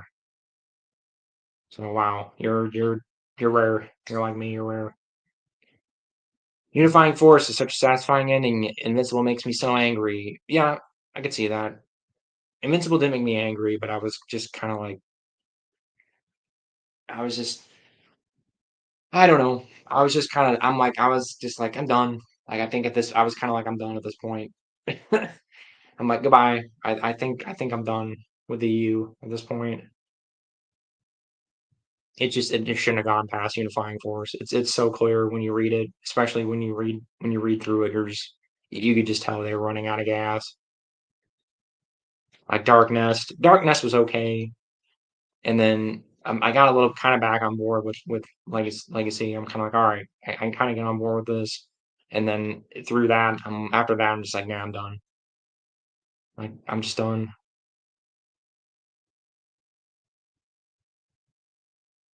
Yeah, it's odd. I love Legacy of the Force, but I don't like the editing. Yeah, kind of. Yeah, pretty much agree with that. It's a book series called Rift War. It's called the Rift War Cycle. It's 30 books. Long, long book series. Um, the the race that I'm talking about is in a specific chunk of it, called the Dark War Saga. Um, and it's like, yeah, they're called Medusati, and they're really reminding me of the Vong. Um, they're described though as looking like somebody told me, I guess they're a Star Wars fan too, they read this book series and they said they remind them of I can't remember what they're called, that race from Revenge of the Sith or Revenge of the Jedi or Revenge of the Sith, sorry, Revenge of the Sith. That those guys, the planet that Obi-Wan goes on, where he rides the lizard. They look like those people. They're real tall and they have gray skin. I can't remember what they're called, but yeah, they look like those guys, but they act like the Vong. So anyway, just reminds me of it. Not quite the same, but similar, getting similar vibes. Feel more NJO action. Feel like I should get into Warhammer 40K audiobooks, Empire versus Abomination. Does anybody know what the essential 40K would be? I don't know a whole lot about 40K. I know that um, I have a couple books I haven't started. I haven't read them yet. I've heard the Caiaphas Cain books are good. Um, and what was the other one? Gosh dang it, that's the main one I always hear is people say Caiaphas Cain, read the Caiaphas Cain books. So that's the only thing I can throw at you because I don't know a whole lot about 40K. Sorry, it's one thing I haven't gotten into yet. People give Karen Traviss shit, but her writing style went well with Denning and Alston. Christy Golden, poop. Yeah. Yeah. I'm gonna have to agree with you. I don't know. I agree with you. I don't know. I didn't have a problem with Karen's legacy books. Her Republic Commando books, I couldn't get through those later ones. Her legacy books I didn't have trouble with. And most people are the opposite. Most people are the complete opposite of that. I don't know. Yeah, Christy Golden was just she wasn't bad. I mean she wasn't bad, but she was just mediocre. There was just nothing to like there was nothing to latch onto. Like I don't know what it was. It was just her writing style was very bland. Say what you will about Karen, but her writing is not bland. It pisses me off sometimes, but it's not bland. So I don't know. Say what you want. That's my opinion. I have weird opinions sometimes. Rereading Thrawn books and seeing where the twins are born made me so mad about what they did to Jason. Yeah, yeah, I can see that. Like reading them in revert if you're going back and reading them. Yeah, yeah. Jason just got done dirty, man. Jason got done dirty. I really, yeah. God, he was so freaking the end of NJO, man. He was just like freaking just a complete BA, man. In that he was just God, he was so cool. I was just so expecting such great things from him, and then just even Dark Nest, he starts acting a little weird. Dark Nest. I know that's like where the seeds were planted, but man,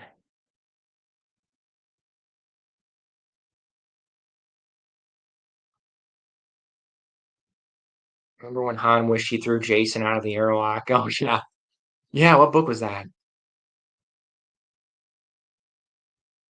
Oh yeah, when he's talking about Anakin, right? Like it should have been you instead of Anakin or something, right? Or no, yeah, no, that's not it. Or was he talking about that? Wasn't he talking about like I vaguely remember that. What book was that in? When was that conversation? I do kind of remember that. But isn't there a part two where he says like, like Anakin, you should have died instead of Anakin? He says something like that, doesn't he? It's like really out of character. Like, God, there's a lot of weird moments like that in those post NJO books. God, Eisenhorn. Maybe that's it. You're thinking of Eisenhorn. Sorry. Those are the two I hear is Eisenhorn. Pretty sure Caiaphas King. I'm pretty sure that was the one I heard too, but that's it. I think Eisenhorn is the go-to. Most people say. I found the Mandalorian plot subplot so boring. I just didn't care for Boba's family problems. Yeah, I could see that. That didn't bother me. I'd rather read about Boba's family problems than like the other stupid crap that's. I'm trying to remember. God, I'm just like I'm already starting to forget those books because they just piss me off. Um,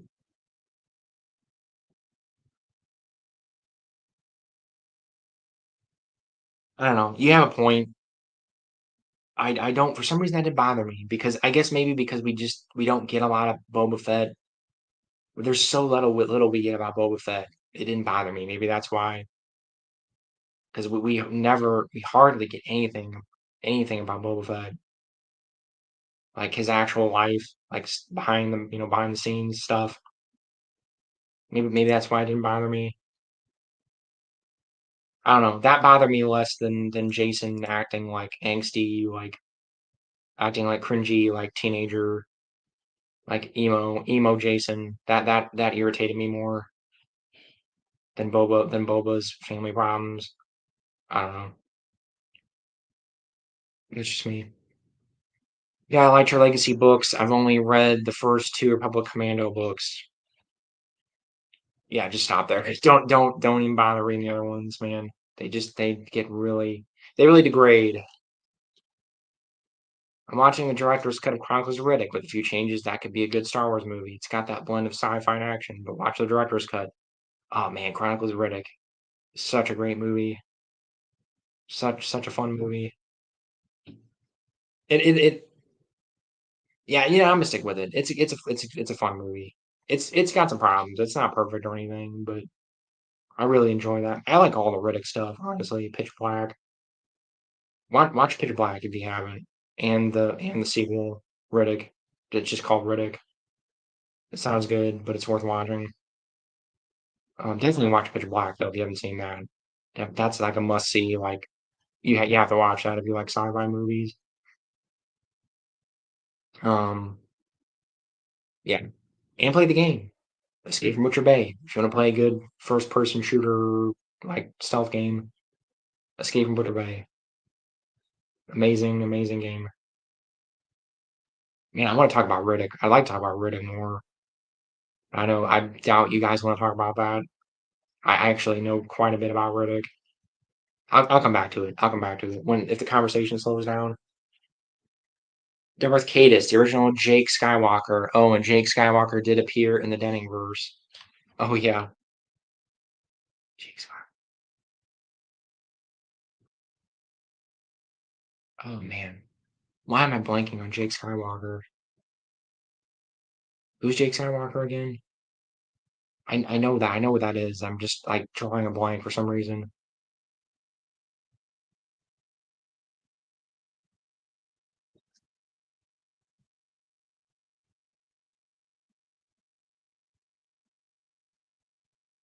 You're talking about. Oh, you're talking about. Oh, that's right. You're talking about. Yeah, the Mark Hamill thing. That's what you're talking about. Like, with that wasn't Luke, it was Jake or whatever, right? Is that what you're talking about? I'm totally. That's the only thing I can think of. I like Darkness. Yeah, actually, I did too, for the most part. It drags on a little bit. For the most part, I liked it. Inferno. Yeah, that's when he burns down the Wookiee, or Jason burns down the Wookiee forest or whatever. Sci-fi action and fantastic elements. I mean, yeah, talking about Riddick, which I want to come back to.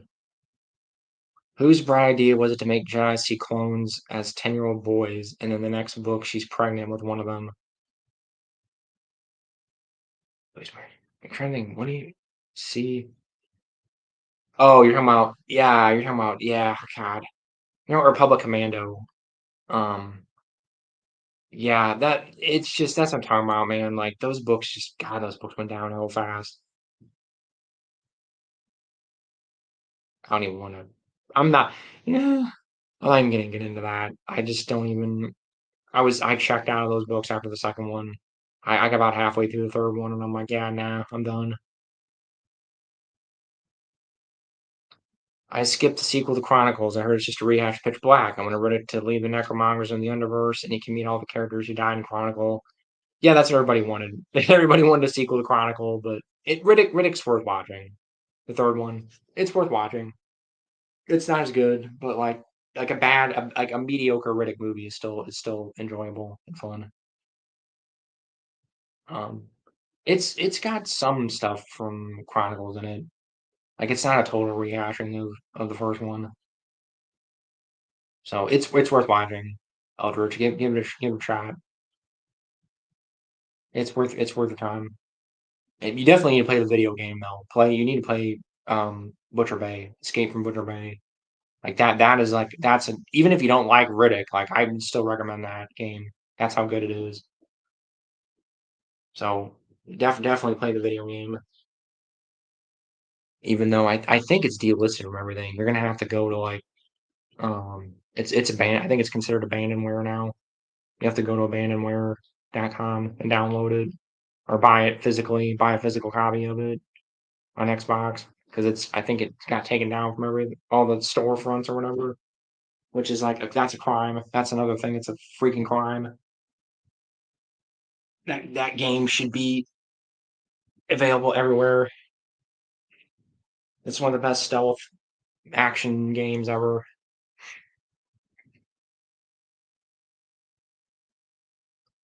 That's obviously why so many characters die in Chronicles, so we can see them again in the Underverse. Yeah, I think that was the plan. I don't know why. I don't know why. I don't know why they. Well, no, actually, I do know why it didn't do well. Like, they were hoping Chronicles would do real well. So, the original plan, I think, was to do something like that and just, like, build off of Chronicles, and then Chronicles, like, kind of flopped. I think it did well, like, on DVD sales, but, like, in terms of, like, theater performance, it didn't do that well. So they had to make a lower, like, budget sequel. And they're filming the fourth one right now, actually. Furia. I think it's called Riddick Furia or something.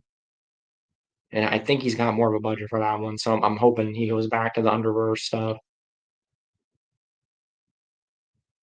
Would Riddick be dark side? I don't think so. He's wild and has emotions, but he's got a code and only kills baddies. He reminds me of Car Vaster a little bit. Yeah, he wouldn't be dark. He would be. I mean, we would call him a gray Jedi, but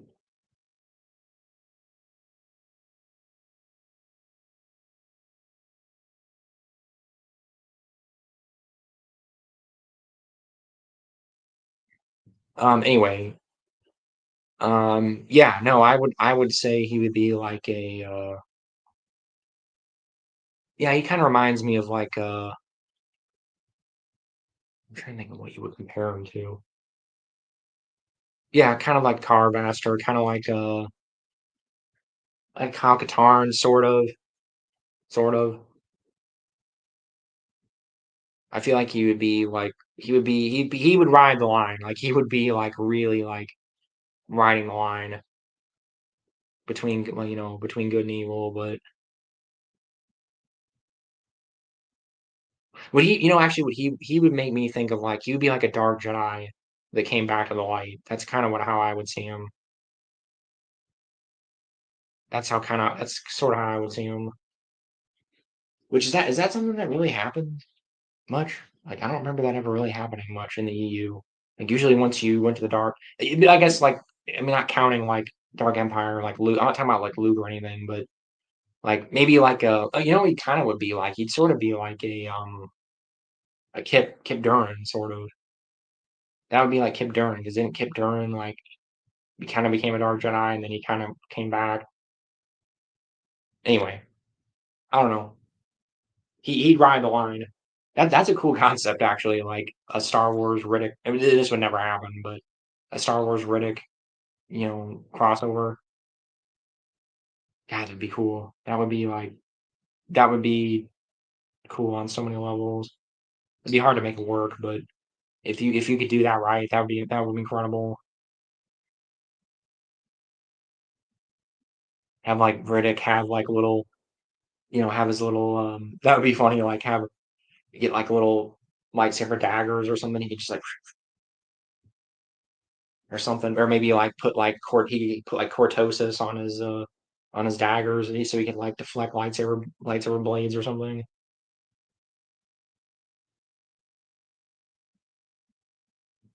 I was serious. The events and chronicles would fit in the Star Wars EU with only a few quirks.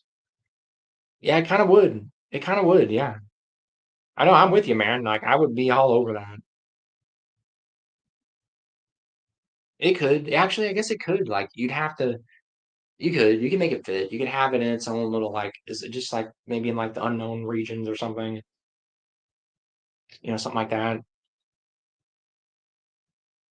The Riddick universe is just so underutilized.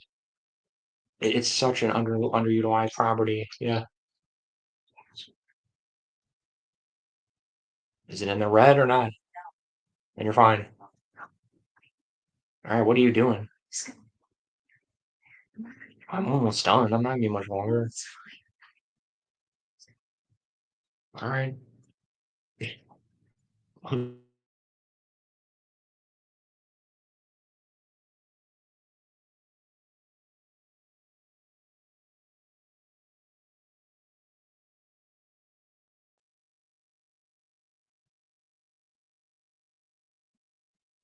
It could have been a sci-fi Conan. Yeah. I think that's kind of the idea, isn't it? Sort of. I know he's Vin Diesel's he's a D&D character, right? That Vin Diesel created.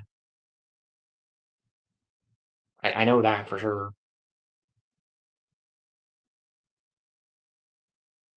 That and then he did another movie called The Last Witch Hunter.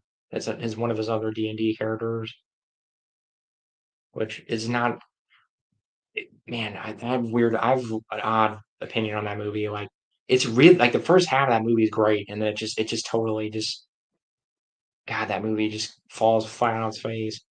I still recommend watching it though. I always try to recommend that movie to people. I think it's yeah, The Last Witch Hunter. I'm pretty sure that's what it's called. It's like fantasy Riddick, pretty much. It's like Riddick if it was a fantasy setting, pretty much. It's pretty similar.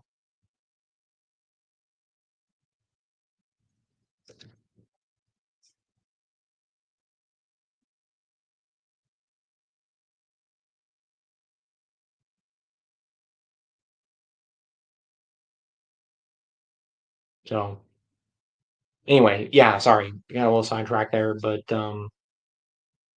I have the Riddick novelizations, by the way. I need to read them. One of them was written by Alan Dean Foster. The Chronicles of Riddick novelization is written by Alan Dean Foster. So Star Wars connection. There you go, guys. Star Wars and Riddick connection. There's your connection.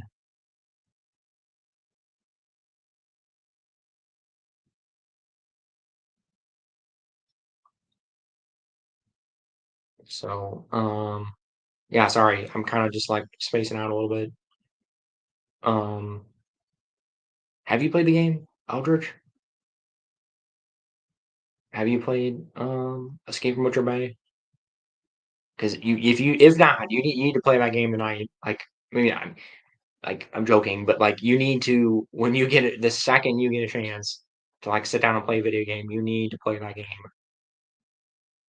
If you're a Riddick fan, especially because you seem kind of like you're a Riddick man, you need to watch, or you need to play Escape from Butcher Bay.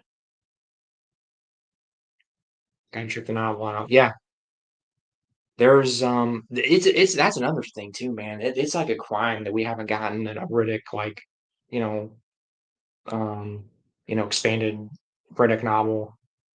There's one book it's technically fan fiction though, I think.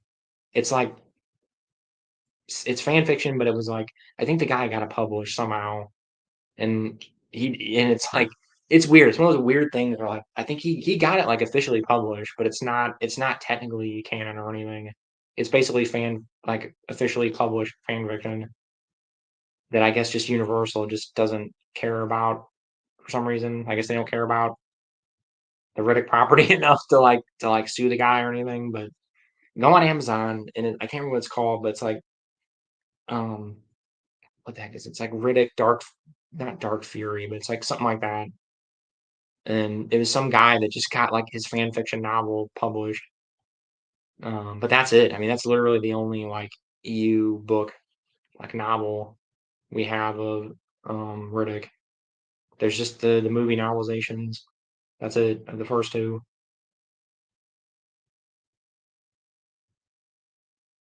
So, which I've been meaning to read because I think I know the Chronicles it goes in a little bit more detail about the Necromongers, I think. So yeah, I'm gonna read those. Maybe I'll do audiobooks for them. I think I played the demo years ago. Yeah. Oh man, you need to play it. You need to play that game as soon as you can. Have a good night. Keep up the good work. Thank you. Will do. Have a good night yourself, Star Wars Marvel purist. Talk to you soon. Remember switching eyesight in the dark. Yeah. Yeah, it actually explains that's part of the game is you meet the guy that gives you the implant that gives you the implants or whatever. Yep. So there's Dark Knight mechanics. I mean, there's so much cool stuff in that game, man. You gotta play it. What is the name of the novel again and the author? You're talking about the fan fiction, I'm assuming. Here, I'll pull it up for you. I have it. I've been wanting to actually. I thought about getting it bound because I think it's out of print now. Um,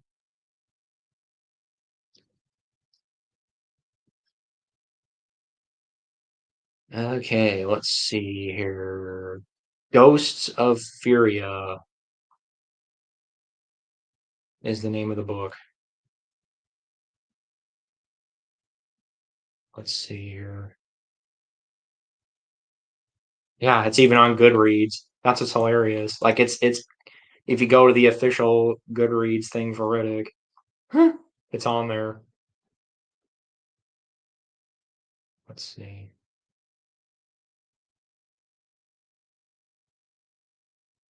It is, yeah, okay. It's the Chronicles of Riddick, Ghosts of Furia by, now it won't load.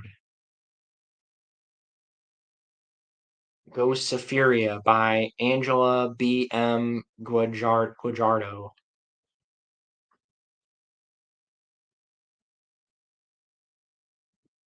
So it's not, I think it's out of print. I think she was selling it on Amazon,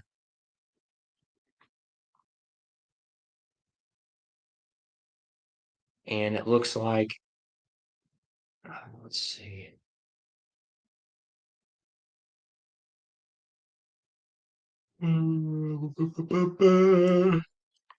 Oh man,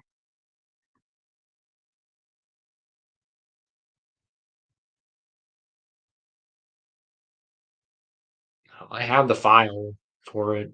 I have the actual PDF of it. So if you, I can shoot it the link to you if you want. Let me know. Um, I thought about getting it printed. I'll let you know that actually I want to do something with that. That's it's just something that's like seemed to have fallen into obscurity. Happy Life Day. Yep. Happy Life Day to you too. Yeah, yeah, we are. Okay, yeah, the Riddick fanfic novel, yeah. Also, Toombs the Bounty Hunter was awesome. Yeah. Riddick Toombs, there's so many cool characters in Riddick. It's such a God, it's such an underutilized, like just totally underutilized franchise. I'm really hoping that this next one can kind of like bring it back, you know, in the forefront. Yeah, Toombs is awesome.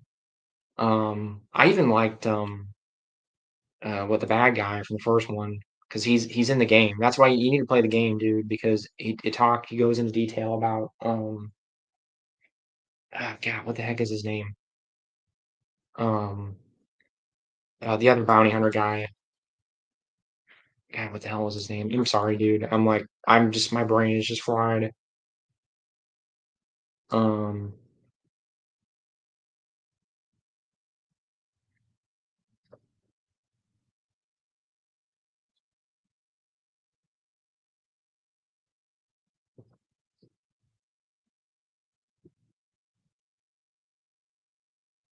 the guy that captures him in Pitch Black.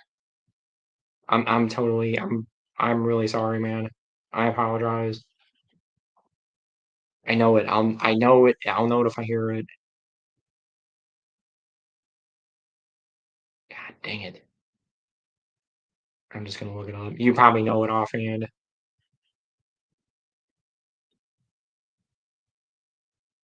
Johns. Sorry, Johns. Yeah, the guy that you know, ends up kind of being the jerk or whatever.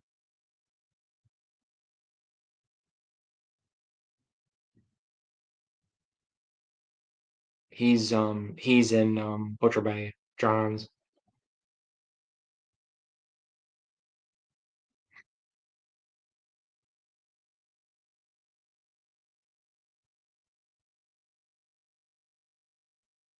Print dang, is there an ebook? Yeah, I have the file. Trying to think of how I would get it to you. Let me see here real quick. Let's see if I can actually. I think it's.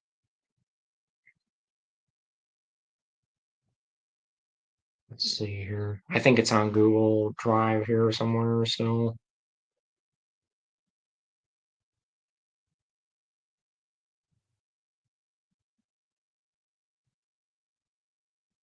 yeah, I mean it has like an ISDN number. Like it's one of those weird. Somehow it slipped. I don't know how he or she did this, but somehow they got it published and got it has an ISBN number.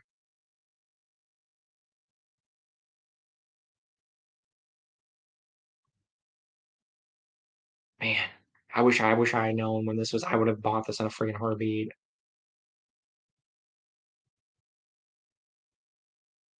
Yeah, I've got it somewhere here. Hang on. But yeah, you need to get the Butcher Bay game, man. Like that's like essential Riddick, like essential Riddick content. Okay, hang on. Let's see here. Um, I know I've got it here.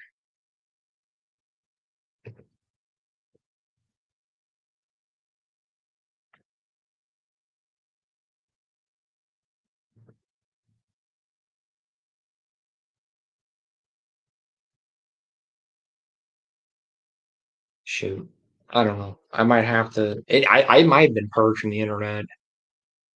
I think it's one of those weird things where it's like it's. I had a hell of a time finding it. I'm hoping to God I saved it on my computer here. I know I did. I know I saved it because it's. I had a hell of a time finding it. I remember having to jump through a lot of hoops to get it. Let's see. I'm gonna just look on my computer here. It might be on my desktop, actually, now that I think about it. Riddick. Um, it might be on my other computer. I'll find it, don't worry. I'll follow up on this.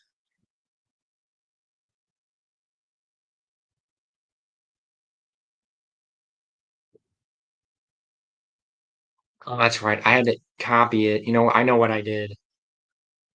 It's on fanfiction. I think it's on fanfiction.org. That's it. And I copied it from that. I just copied it from that. I think that's what I did.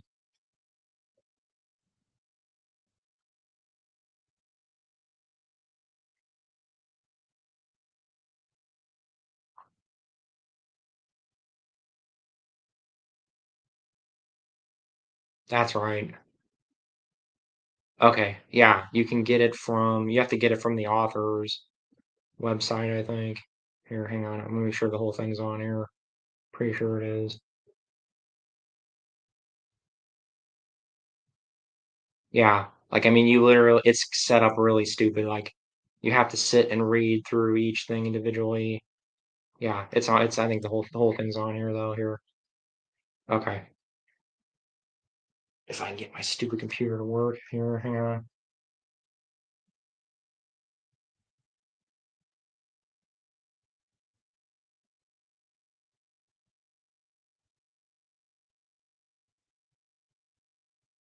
I'm assuming you're still here, Eldritch fan, right?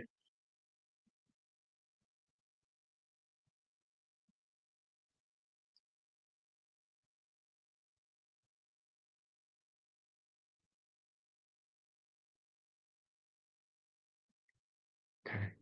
Oh, hey Vaughn, yeah. Shout out to Star Wars Marvel purist. Yeah, he's not here anymore, but okay. Here, I'm just gonna post it in the comments here. It's a public website, so it's not like you're like taking it from somebody or anything. I think it's like a fan fiction. Yeah, it's a fan fiction website. It's from the author's like official fan fiction thing, I think.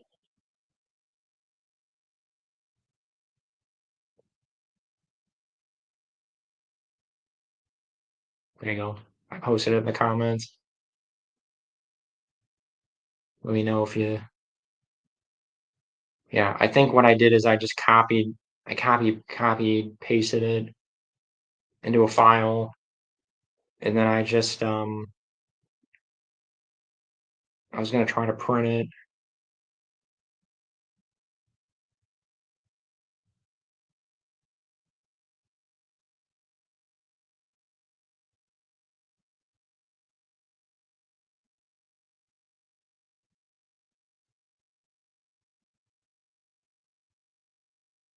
Yeah, the Amazon page is still up too if you want to see what the cover will look like.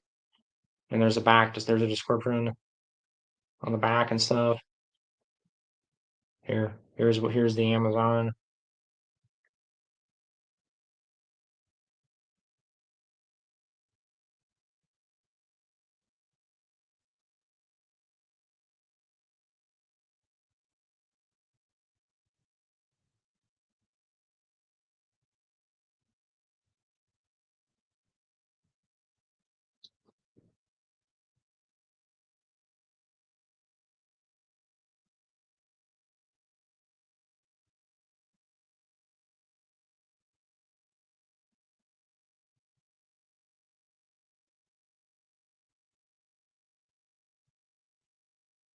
Yeah, here I can read the back of the book if you want. I'll just read the back of the book because I'm just for the heck of it here.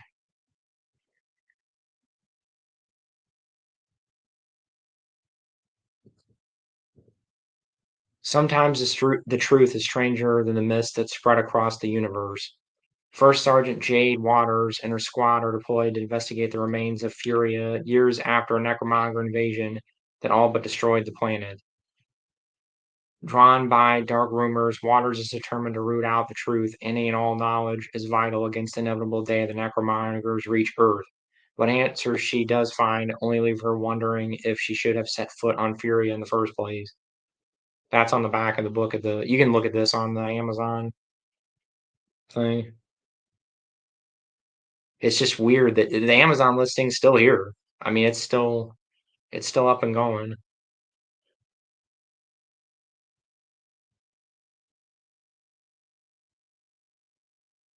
It's weird. It's just odd to me that, like, I don't know. It's just like lost to time. It's like they she must have been selling it on here at some point.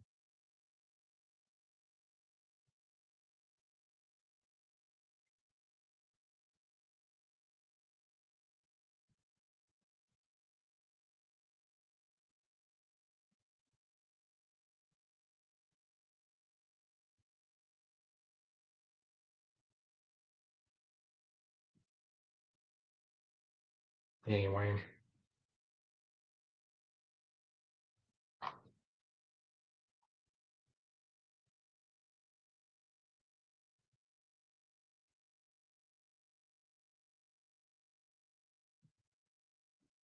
yeah, you'll have to copy paste it. I think, like I said, I put it in a file. I just sat there and just copy pasted it. It's not that long. It's only like 100. I mean, it's like 150 pages, I think, but it's a short. It's like a novella. It's not really like a full novel, but it's the closest thing you're gonna get to like an EU novel for Riddick.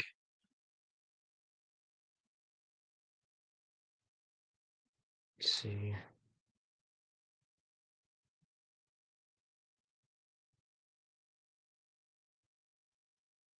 Yeah, I think it's on my other computer. I don't think it's on this because I don't think I have my this computer yet. So it's on my other computer. Sorry, I can get it to you. It's just I'm probably not gonna be able to do it tonight.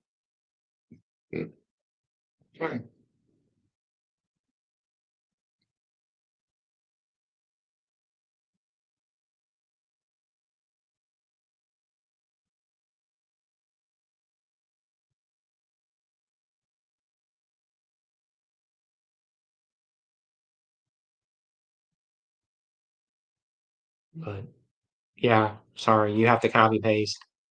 You can't down. I don't think you can download it.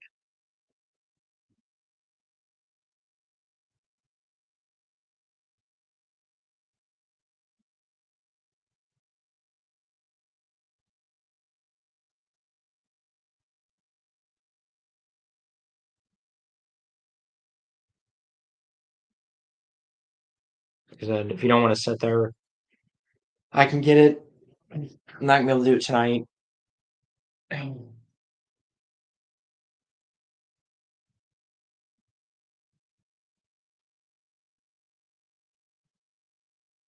There you go, Eldritch. Now you got something to read.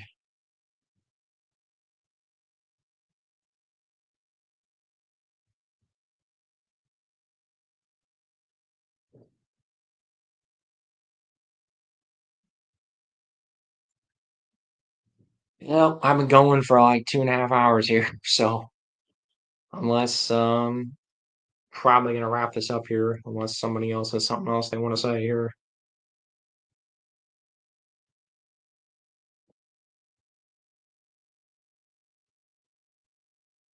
Yeah, no problem. You can just read it on there. I mean, if you don't want to have to copy paste, it's up to you. But yeah, Eldritch or anybody else, if you have anything you want to say real quick here, probably gonna wrap this up.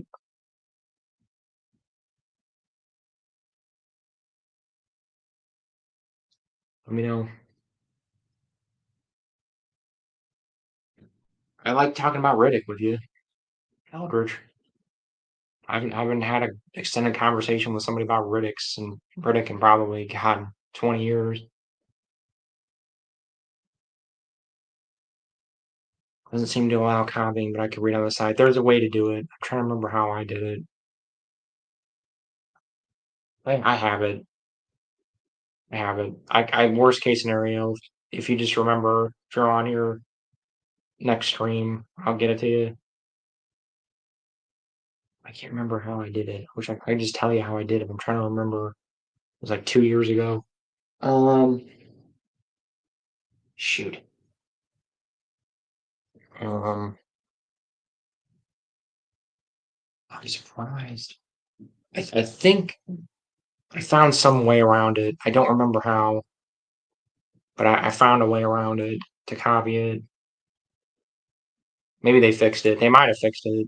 It's possible.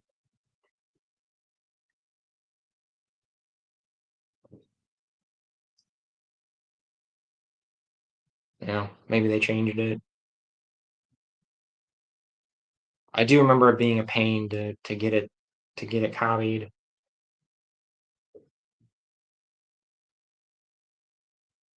Anyway, enjoy, Eldridge.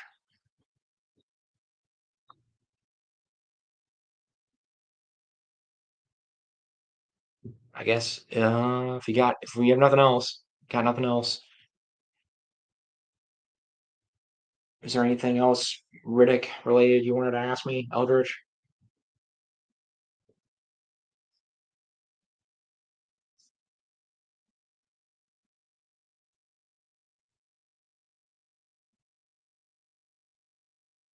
I'm reading it. I'm guessing right now.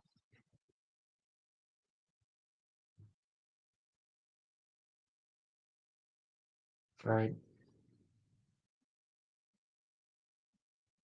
That's all right. It's okay. Go ahead and read. Go ahead and read it. Enjoy it.